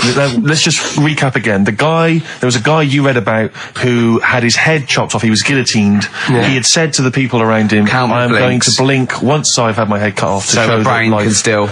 Or the brain can continue to work after death. Okay, so we queried that. So you weren't having any of it? Well, no, possibly for a few seconds till the oxygen stops being fed to the cells because the blood has drained away. But, nothing spectacular. So right, go on. Well, along the similar sort of lines, right? This is quite a few years ago. This fella sort of upset the royal family doing something, right? So they said that this isn't good. It wasn't Ben Out under that Jubilee thing, was it? I can't remember what it was. And they said, right, that was terrible. We're gonna cut your head off. You gotta show people like you can't be doing what you've been doing. What was this? The 1970s? When you say a couple of years ago, you mean maybe sort of... Was it the olden days when the phones weren't very good? Ages ago. Yeah. Ages ago, sure. So yeah, fair enough. Yeah. So... Very philosophical. Yeah, imagine that when you wasn't here story. This was literally ages ago. Yeah, exactly. Yeah, Simon Sharma's History of Britain. Yeah. Oh, and even before that, which is yonks before, when it was all mental and different. Sorry, Carl, go on. So he's having his head cut off, and he's resigned to it. It's the day before. He's kind of got it into his head now that I'm not going to have my head much longer. Sure. So he said, let's make use of this. Yeah. He said, I wonder how long the body can stay alive without my head on it, right? So they were like, I don't know. So who were? So the jailers? Whoever he was asking. These jailers with one eye. Yeah. Get out. So he said, no, wait a minute, I've got an interesting scientific experiment, jailer. Well, fair enough. What is it? So he said, what I want to do, right? He said, surely it's my last right. I'm going to be dead tomorrow. Sure. So let's do a test. He didn't draw it out this long, did he? Yeah, he said let's test this out. He said do us a favour. He said it's my last day. What I want you to do is you're going to cut my head off. Let's put a white line on the floor. Right. And see if because there's no point asking how far he can sort of walk without an head if there isn't a line, because you don't know what to count. Do you know what I mean? If he loses his head and he's running around all over the place, you can't really count That's that. not impressive enough. Yeah. So they said, let's make a white line. Sure. Yeah. Who said this? He did or they did? I think they started to join in with him and saying, well, let's make this a... Sure. You get it. Go on. So... they got Norris McWhirter down. The Guinness people. Oh. Yeah. So they said, let's get this white line. Yeah. And dedication's all you need. We'll do this. We'll do this tomorrow. And he said, all right, then I'll see you in the morning. Yeah. See you in the morning. I'll see you in the morning. Night, sleep tight. Bye. I love the fact that Carl knows exactly what was said. Yeah. Oh, that's beautiful. Yeah. He doesn't know the story or what order it is in or when it was. He knows exactly what was said. But he knows the intricacies. All right then, see you in the morning. Bye. Oh, kissy. Oh, I'm not like that. Oh, you joker. Don't let the bed bugs bite. Yeah. Anyway. So he gets up. Do you want a paper tomorrow? No, I'm all right. Go on. He gets up and they say, right, today's the day and that. And he said, well, I've got used to the idea. So here's a white line for you. Got used to the idea. Go on. So they go, right, you ready then? And he said, I go on. And they cut his head off. And the body walked 32 steps without a head. Wow. 32 steps. Incredible. And that's the lesson, really. Did it get as far as it walked along the white line, did it? Yeah, it stayed along the white line, did 32 steps, and then started to stumble a bit, and it just fell over. Yeah. But, it was a test that your body can still keep alive for a little bit. Yeah. When you've lost your head. Absolute twaddle. Absolute twaddle. What do you reckon you can do then without an head? How many steps? Nothing. There'd be muscular spasm, right? Yeah. It would twitch a bit. It would, yeah. You could not distinctly take 32 steps. The body don't... Yeah. Is the doctor still on the line? Yeah. The fella that bought 6 parrots. Yeah. And, you could have got 32 steps. Right, so you A don't beheaded believe man that. doing a bit of line dancing. Right, you don't believe that, but something that you do believe that a cockroach can live a week without an head. It can. Slightly different kettle of fish there. Why? Wow, insect to human is what I'm thinking. Yeah, That difference. There's not that much difference in Well, of some course there insects. Do you know that a snake has a heart and lungs and kidneys and stuff? Go on. No, well, I'm just saying. So? You're making out as if like they're a totally different like Species. I am making that up. I mean, call me old-fashioned. Do you know what you're talking about? I don't want you embarrassing yourself, Rick. Yeah, I am suggesting they're totally different beings. Yeah, that is. Yeah. Now, Karl, the cockroach is a very different thing. The interesting there is that it lives without its head, because a lot of it's on. There's some of them are phototropic, chemotropic. Some of them just literally have irritation and muscle memory. I mean, they do have a central nervous system, but it's very different. So if you lose the head, it bypasses a lot of that anyway. All this is running around. The reason it dies is because it can't take on water. But it's very different to a man, right, having consciousness and then losing that. And the body's still going, I think I remember what I was going to do here. Yeah, so I'm going to carefully walk 32 steps along this white line. Imagine you just looking down going, missed a bit. Yeah. Maybe the head was in the corner going, left, left, left. Oh, he's now...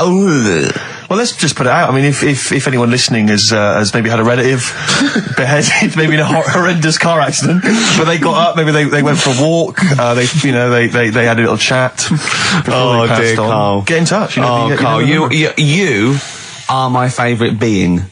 You are my favourite species. Now, you, Karl, may not be particularly different genetically from a cockroach.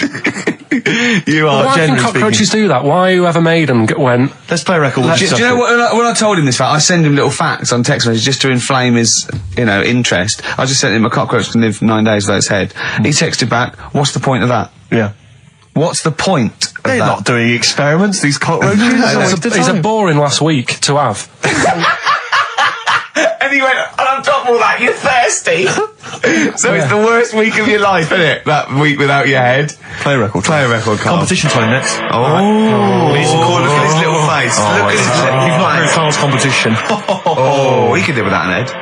Right, Karl, it's a questionnaire about happiness. Oh, yeah. There's one person... Well, that should answer it right where. The first question, Karl, on a happy scale of 1 to 10, where are you on the happy scale? Is it at this moment or in general? Well, I would say generally. Okay.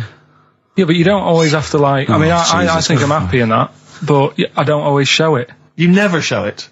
No, but it doesn't mean I'm not happy in that. Like, I'm alright at the moment. I'd say I'm probably about an 8. I was probably about a 9 when I woke up, right? And then, sort of fell out with Suzanne over a haircut. Yeah. Right? She went for a haircut and came back with something that I didn't like. Sorry, what did you say? So when your girlfriend walked to the door, she had her hair done, you said, "I don't like it." Alright? She could tell by the look on my face. But don't you say, "No, I'm happy with it"? You just can't tell. I'm loving it. Because then she might have it done again. Oh, Karl, I just cannot get over you. I really can't. No, but you haven't seen it. Right? Oh, So then I was fed up, but then I thought... Sorry, what authority have you got to talk about haircuts? Yeah, you had officially from a barber in Manchester above a railway station in a shack, it was £2 a cut, told you to have the hair of a Chinaman. Well, you wish you had the hair of a Chinaman now, you got no hair. You're a little bald mank with your mouth open, so don't... Is she listening to this, Suzanne? Sitting at home with a woolly hat on? I don't know. But she knows now, doesn't she? What did you say? What words did you do about it, I just said you look like someone out of Slade. Interestingly, that's what I look for in a girlfriend. Oh, God. Which one is Slade? That one with the funny... Not Dave Hill. Yeah. The one with the crooked fringe and the goofy... She had her teeth done as well, did she? She had 2 front teeth put in. Dumper. So anyway, So prior to that, you're on a 9. Then you saw the haircut, you're on an 8. Yeah. Yeah. And Now then, what you on? I'm probably on about a 6 at the moment. Why? What's happened? Well, while Star Sailor was on, bit more head squeezing going on.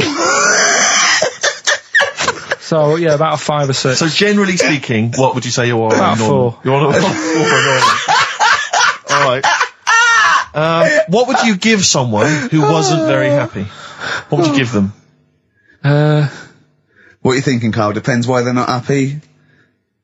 They're low, okay, so what would you give them? I mean, yeah, depends, innit? If it's someone who's just lost their arms and legs in an accident, you don't give them a lollipop. Sure, or some mittens. Yeah.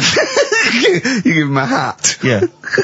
Yeah. And dare I say it, a smile. A skateboard. Yeah. Yeah. I don't know. You don't know. You got to answer the question. Alright, so hang on, let's assume that you've upset your girlfriend because you slagged off her haircut. What are you right? gonna do now feel to go and guilty. make her happy? How are you going to cheer her up? And not buy her a baseball cap? I don't know yet. I haven't thought about it because I've got this to sort out, haven't I? So when I get home, get her some gel or something. Oh, God! Oh, Christ. Oh, that's a wonderful, wonderful clip, and Yeah. a great record that preceded or followed it. I'm not sure. But Oh, dear. could I make some dedications? Yeah. Because I last week, just before we had to come in to record this, popped out trying to get onto the tube, and I had a nightmare because there were millions of protesters, so-called protesters. Now, a lot of them obviously doing good work. There was one fella, I think you'd have appreciated it, because I know you are very politically active, and I think this guy has really studied hard, and he's realised the best way to make his voice heard on the international political stage is to ride around on a tricycle wearing a jester's hat. He was really shaking up the bloody I government. wouldn't want to be George W. Bush about now. Not indeed. Once he sees that. Once he sees that guy. Imagine his aides rushing in and going, George W., look at this guy. Where's that? That's in London, England. Okay, call off the forces. Is that a large tricycle? Yeah. Is he wearing a nappy? Get me Colin Powell. Why'd you call him Colin, not Colin? It's the way he likes it. Don't about. Just call off the troops. There's a in a jester's hat. Call the troops off. Just bleep some of those bits. Well, we've run out of time. We've got to get on with the show. It's near the end. I hope you enjoyed it. I hope the scientists stuck in a big, hut in the middle of nowhere in pitch darkness, 10 of them. I imagine they've been fascinated, Rick, by the finger up the arse discussion. We had Chinese don't age well, gingers, all that. the big fat kid. Well, actually, they're probably secure in the knowledge that if they want to kill some time and it's dark, there's nothing better than stick your finger up someone else's arse. Exactly. So enjoy that. But they've been hanging on for Rockbusters clues, I imagine. Here's the answer. So give us the clue again quickly. All right, so the first one was the fella let his wife know how he got the bruise on his legs. Go on. Right, that was Courtney Love. Yeah, Courtney Love. So that's Courtney Love. So that's the fine. first one. CL. So that one's fine. The second one, that Potter. What am I doing? Letting that one Just go? let it go, just let it go. Am I just letting that go? Annoyingly, we haven't got time to take issue with it, Rick. Okay. That Potter lad, he's got a lot of bottle, hasn't he, doing all that stuff with the wizards and that. Go on. That's Brave Harry, the Bravery, current sort of XFM band, the Brave Harry, that works as well. No, it doesn't. And the last one, No, it doesn't. No, it doesn't work. the Buddhists It doesn't work. won't be able to get in their temple without Doesn't these. work. Brave Harry. Doesn't work. Brave Harry. The Brave Buddhists, Harry. Buddhists won't be able to get in their temple without these. TM, that's Yeah. the monk keys, right? So who got all them? The Monk Keys? Who got all them? Right, Which band are called the Monk Keys? the monkeys. Oh, the Monkeys. Yeah, the monkeys. From their classic first album, Velvet Underground and Nico, which apparently peaked at a disappointing 171 in the US charts. Think of that. And that's obviously Lou Reed, the Velvet Underground, and Waiting for the Man. Yeah, great track. So we were talking, we were doing White Van Man, and we got onto... We got on to genetically modified babies, but and then somehow... Carl started telling a story about someone with a horse, and then he got onto... He was trying to make money selling flowers. Just do the flowers briefly. Well, hang on, I just want to recap slightly. So there was a family, and who had the horse in the family? It was Because you lived on an estate in Manchester. So the mother was a right pig, apparently. Well, I don't know whether that's you relevant. don't need to go that far. But what I'm trying to do is like make a picture for you so you understand. What did she look like? Who did she look like? Bit of a, and no disrespect to her, bit like Pauline Quirky, yeah. Right? Okay, I knew you were going to say that. Yeah. I knew it was going to be Pauline. Did she have any tats? I've never got that close to her. Okay, all right. So who had the horse? Was this her son or her husband? No, her daughter. Her daughter had stolen a horse. Yeah, from I don't know where. There was I think there was some stables down the road or something. And they kept the horse in the house with them. They kept it in the house. Did they didn't get have caught? it for long. No. Sorry, and you said you were in the house one day and you saw the horse. No, what happened was I was. They did this thing at school about raising money for charity, right? For some local charity. And they said you can do anything to raise money. And they came out with all these ideas, and I thought that's good. What was the charity? I don't know. I thought forget the charity. Yeah, that's just a good way of making over. So you're a charity. So I asked my mum for some. She used to have a lot of flowers around the house. Sure. I said, can I just take some snippings off them, and I'll go and buy some plastic cups, and got some soil out of the garden, planted the bits of plants in them. Yeah. Got a tray. Yeah. Had about 25 plants on it, selling them for 25 pence each. Excellent. Did you sell any? Yeah, so loads. Did you just cut? You didn't just cut them and stick them in the soil? Yeah, they wouldn't have survived. Oh. But I think people sort of thought, well, good on him for trying. But anyway, so I went round to theirs because I thought their house could do with a bit of colour and stuff. Yeah. Because it's a bit rough. So as I went... The horse went, thank God for that breakfast. They've been feeding me kitty cat. So I got up to the door and they opened the door and it was one of them houses where no carpet. Yeah, a horse in the living room. You know. We've all been there. And the horse was walking around the living room. Oh. I looked quite happy and everything because...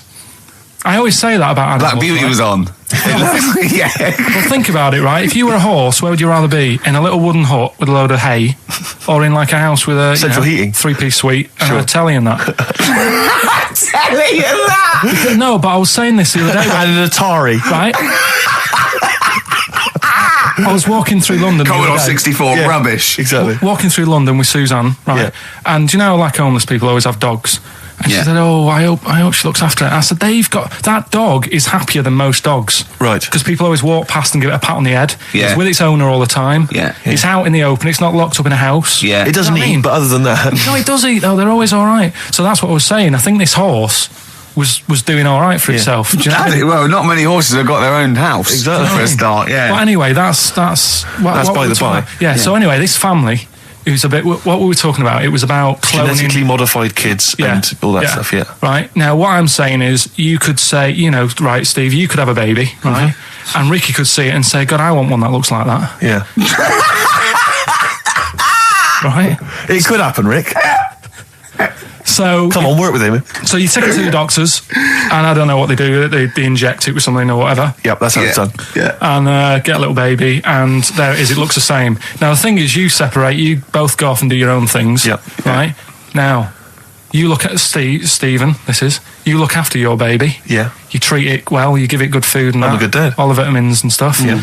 Ricky just gives it cheese. Right. So then it changes its looks. It goes a bit fat.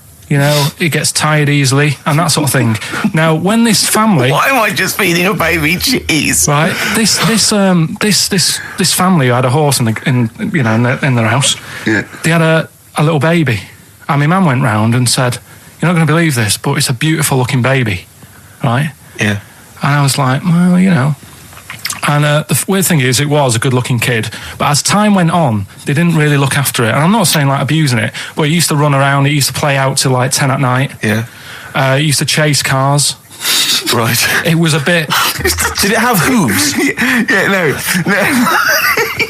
Chase cars. Right. What sort of kid chases cars?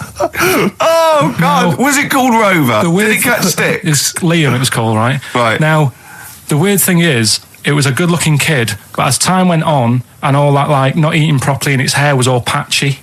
It's not Liam Gallagher, is it? And chasing cars and that, and it became an ugly kid. It's definitely Liam Gallagher. And that's what I'm saying, right? You can clone all you like, but at the end of the day, it's how you brought up. Brilliant.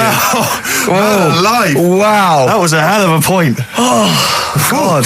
But am I right? You're always right, Carl. XFM 104.9. Lovely, that one. Now, again, I broke the rules in the week. I met up with Karl. I had lunch with him. And we were chatting and having a cup of tea.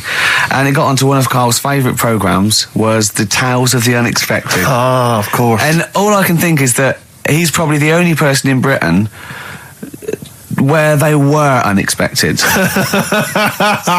I mean, to him, when that twist came in, he'd go, gee, I can't... Yeah.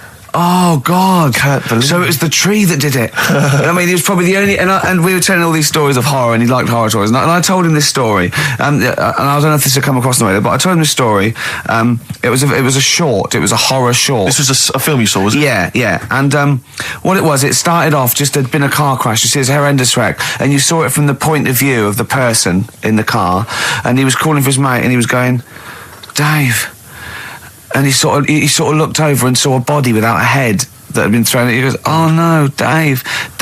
And then into the field of view came Dave, his mate, and looked at him with a look of horror. And then it sort of went black, and you realised that he was just a head, and it had been his body. Oh wow! Right? Yeah. And I said, then it came up at the end at the executions in the French Revolution. People experience consciousness for and he went, oh. No, he said, it wouldn't be for that long. And then he went, if it was a chicken, it would work. Imagine remaking that film, but it's two chickens in horrendous car crash. Their own fault for driving. It would work. No, he wasn't having that. Yeah. No, it was too long. I think he said, how long was this film? Went, 5 minutes. He went, no. It would work if it was a chicken. I like the way that Karl is something like when you relate an incident like that, he's appalled and offended and annoyed by the people that made it, even though he's never seen it. Oh, he's annoyed. Yeah. Do you have a favourite Tales of the Unexpected, one that you remember particularly that shook you up? Yeah, we were talking about the one on where there's some woman in prison. Have you seen that one? No, I can't remember them all. Right. This woman's in prison. Yeah. And she gets a bit friendly with the guy who takes the dead bodies out. Right. And he said, I can get you out of here. He said, what you've got to do, right? You've got to, at midnight. When you hear the bell toll, that means there's been a dead body. Yeah, there's been a dead body. So what you've got to do is go into like the place where all the dead bodies are, get in the first coffin on the right, and then I'll come along and carry you out, and you can run away and escape. Yeah. Right. So she goes, yeah, all right then. So she hears the bell go. I'll bury you, right? And then I'll come back later and dig you up. Right. Yeah, but that's the point. It doesn't matter. It does matter. Trust me, Karl, it really matters. Okay. Listen, I don't know if I'm going to ruin this for people at home. Yeah. Can I just skip to the end? I would imagine that she gets buried and he doesn't come back, and she has to get buried alive. Better than that. So she gets in the coffin, and she's lying there for ages. She's buried. She can feel a bit of movement going on, so she's obviously, being carried somewhere, so she's thinking, this is it, I'm getting out. And she's lying there for ages and thinking, why isn't someone coming and lifting the lid off this? Do you know what I mean? Letting me get out. So she's really bored. She gets a lighter out, right? Lights it to have a look at who she's lying on. It's only the fella who said he'd help escape. Oh. How bad is that? That is... How bad is that? So it is quite important that she's buried alive then, isn't it? In retrospect, you realise that the jeopardy is that she's buried alive and can't get out. Yeah. It makes it so much worse, doesn't it, than just like lying in the morgue and going, actually, I'm getting out of here. Yeah. This isn't going to work. Look at Karl's face. Having told that, he's so pleased. His face is lit up. He's beaming like a child. Have you seen any? Is that your favourite horror thing ever? This is XFM 104.9. I'm Ricky Gervais with me, Stephen Merchant. You're listening to the best of, basically, Karl Pilkington. Avalanches, frontier psychiatrists. Absolutely. Well, we've had lots of emails. People, obviously, we inflamed and provoked about the Cornish pasty. I've got a couple of amendments to that. The crusty bit, is actually as a handle, because obviously the miners had dirty hands, and they'd eat all the stuff in the pasty, and they'd be left with this sort of crust, and they could throw that away. Mm-hmm. Also, someone told us that at one end was an apple, so you have a little sweet as well. A dessert. So, there you go. You noticed how, over the years we've been doing this, way back when we started XFM, no one ever contributes when we ask about the music, when we ask about hip-hop, or their, opinions on that, anything important. No. But start talking about pasties. Yeah. We've had about 5 phone calls. Yeah. And someone phoned up to confirm They used to work for Upper Crust, and basically, Carl got all excited. So it is true. Well, I don't know if it's true. I've read the same sign you did, Carl. Interestingly, there's an email here that says, which basically offers a history of the baguette, and talks about after the revolution, the government decreed that all of France must eat the same bread. And it was up to the bakers to bake this bread of equality. And then Napoleon kind of made sure it was a particular, he kind of set in. Obviously on the bread you can eat anything you find in the garden, frogs, snails, bits of horse, But squid. the interesting thing is, Rick, that there's no mention of sticking it down your trousers whilst going to war. The French have tried to keep that secret for over 100 years, It was only Steve. the upper crust people. Nearly 200 years, that is a top secret. Somehow Euston Station upper crust got hold of a document, left behind in an old sea chest, possibly Napoleon's, could have been Josephine's. Unfortunately, jotted it down. He's kicking himself now. Oh, Secretary, I cannot believe I left a note. If he talked like that. He did. He did that, yeah, he talked English, but in a very funny French accent. Do you remember, there was one thing that, talking about funny French accents, you remember Allo Allo? Yeah. Remember, it was on about 5 o'clock in the afternoon, but they still made, because it was a funny Frenchman, it was that English guy who was posing as a French police officer. It's very complicated. He would often walk by, and I remember there was one where he said, I was pissing by the door when I heard a shit. Oh yeah. Now that's passing by the door. I'm allowed to say that. By the door when I heard a shot. That's what he's saying. I'm allowed to say that at 2 o'clock because I'm just saying I'm talking in a French accent. Yeah. I was pissing by the door when I heard a shit. Yeah. That's fine. Yeah. Because I'm speaking French, Carl. Do you know what I mean? That's the rule. Right. Okay. Educating Ricky. What have we got? Airy Chinese kid. Go on. Right. Yeah. This is the. I didn't want to do this. Really? You want to do it? Well, I wanted to give you 3, and I gave you one. It was like the alien man gets a beard or whatever. Yeah, and which was total rubbish. So this one should be better, maybe. Hairy Chinese kid. Right. Well, we've talked about hairy people in the past. True enough. Haven't we? Yeah. You know, the little kids who grew up in woods and hung around with wolves and that. Yeah. Again, you're confusing it. Yeah, they're not. There were some people that were born. Very hirsute. They were not the people who were brought up with wolves. You just put that together in your Homer Simpson type mind. Right. Well, this is like a sort of close to that sort of story. Yeah. But the weird thing is, right? Chinese people aren't that hairy as a nation. No, seriously, that's a well-known fact. They don't have that much body hair and stuff. Okay. So this little kid who was born over there. He was like covered in stuff. Was he? And it was only his nose that wasn't hairy. The rest of his body was caked in hair, right? And his hair sort of What grew. sort of hair was it? Was thick hair. No, what I mean is, was it sort of like a pony's mane? So he just looked like an Ewok. You know what I mean? Just like hanging down, sort of straight, dark hair. In the picture, it looked like it grows from his eyebrow. It grows from his eyebrows quite thick. And then it just goes all the way over his head. You don't think it was just really long eyebrows that he'd done a comb over? No, it was all over his body. It had a picture of like his back and that. Yeah. And had he styled it? Had he styled it at all? Did he have it in a quiff or? No, it was just hanging all over him. Yeah. And they were like, you know, this is a bit weird happening in China, where we're not normally that hairy. That was the scientist speaking there. And the local press and that were getting him down, calling him Monkey Boy and all this. Oh. And thinking Chinese press. But the doctor, they're cruel, aren't they? It's like those game shows. That's Japanese, isn't it? Yeah. And the doctor said, I was talking through all that time while we were just like talking to each other then. Because I turned round and I still saw he was talking. So anyway, the local press came in to see the hairy boy, the monkey boy. And they were like being tight, taking the mickey out of him, and the doctor said throwing him nuts. Said he's only hairy. Said he's a healthy young kid. The only faults he's got is he's got a little bit of eczema and a boil. And he said everybody should just treat him the same, and I think he grew up a healthy kid. Yeah, so that's the that's the end of the story. That's not a story. Why? But I've got nothing. I don't know what to say to that. So someone in China was born slightly hairier than the rest, and he was normal apart from eczema and a boil. That to me isn't a story. But if it is, I've got a million. I mean, it's sort of like bloke from Manchester went a bit bolder than the rest, got a job on radio. It was normal. I mean, that's not a story, is it? So, would you like to start on your to Steve, because I've heard all these. We won't do them all. Well, we'll start off with the Mr. Freeze. Tell Steve the story of Mr. Freeze. This is the first time he nearly died. This is the most serious of the lot, really. So, what it was, do you know, like, don't know if your mum and dad did the same thing, but like they do the weekly shopping on like a Friday. Yeah. So when you got to Thursday, there wouldn't be much stuff left in the cupboard. It'd just be like, you know, your Jacob's crackers and stuff like that. So when they'd been to the supermarket and they came back, I was like, you know, what's that saying? Like a pig in. You know, I loved it. It was like loads of food coming in, loads of biscuits. What is that saying? He nearly said pig in shit. Right. Is that the saying? Yeah. Right. So yeah, all this food comes in. Thank God he didn't.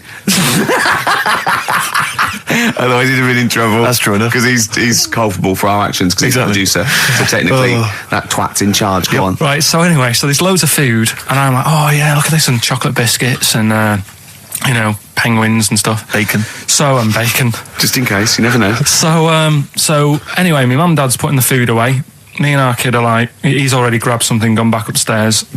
It's like feral children. It's like a quest for fire. And then they run upstairs. What did he just sit under the bed, gnawing at some sort of pig's trotter? So I saw, do you remember Mr. Freeze Pops? I do, yeah. So they're kind of like popsicles, icicles. Yeah, but really long, like a foot long, right? Yeah. So I thought, I'll have one of them. So I grabbed it.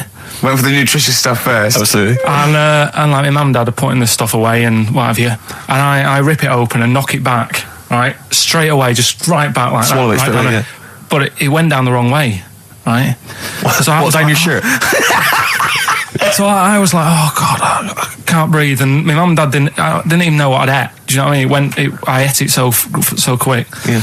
And I'm sort of tapping my mum on the back, going, and she's going, oh God, you know, he's choking again, because I was always choking. If it was one thing, I don't know if I've got like a small throat, but I mean, even Ricky knows I can't drink that much, can I? Yeah. Do you know, or eat pebbles. I'm not a quick drinker. I'd always, I think I'm scared of like swallowing stuff. Yeah. And it was like bottle tops and mint imperials and stuff. I was always choking on stuff.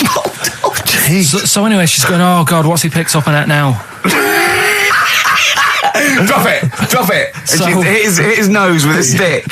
So I was going, I'm choking. At this point, my dad had I think he'd put his share away, you know, his food away, and he'd gone. His share. I love it. Yeah. He'd gone to watch like Winner Takes All or whatever in a lounge, and I was in the kitchen, and I was starting to I didn't care anymore. Do you know what I mean? I just got to that point where I wasn't struggling anymore. You just thought, I'm done I just for. was like falling to the ground. And my mum's going, you know, get in here, I think it's serious. And my dad comes in and sort of starts shouting at me, saying that's what you get for being greedy. He didn't even know what I'd eaten. Well, it was the moment to teach you a lesson, certainly. So he's there like that, and my mum's going, oh, look at him. And my lips were going purple, and my eyes were rolling into the back of my head. You look like Marilyn Manson. And so anyway, she grabbed me from behind and did that fireman thing. The Heimlich manoeuvre. Yeah. And, you know, winded me. And it came up, and I was all right. What, the whole popsicle came flying back out? You see, that's what I don't understand, because there was nothing there. No, just a little bit. No, it swells up, doesn't it? Because it irritated it. So it went down your, just sort of like your epiglottis. It went down the wrong way, like it went into your air canal instead of your throat, and it sort of spasms, and that's the fear. You just got to calm it down and relax. So in time, I would have been all right. Yeah, anyway. you don't. Well, no, you might have. So that's so that's hang on. one. So, but No. But the weird thing is, like for 3 days after that, I felt like a sort of a special person. I went to school. I'm saying nothing. I did full days. a special needs person. Yeah. I went to school the next 3 days after that. I didn't wag it or anything. I did full days. I love that. 3 days, turn over Yeah, exactly. After 3 days, he thought, screw it. Yeah, Well, did a quick history exam. Right, next one. weird. That's popsicle. That's popsicle hell, we'll call that.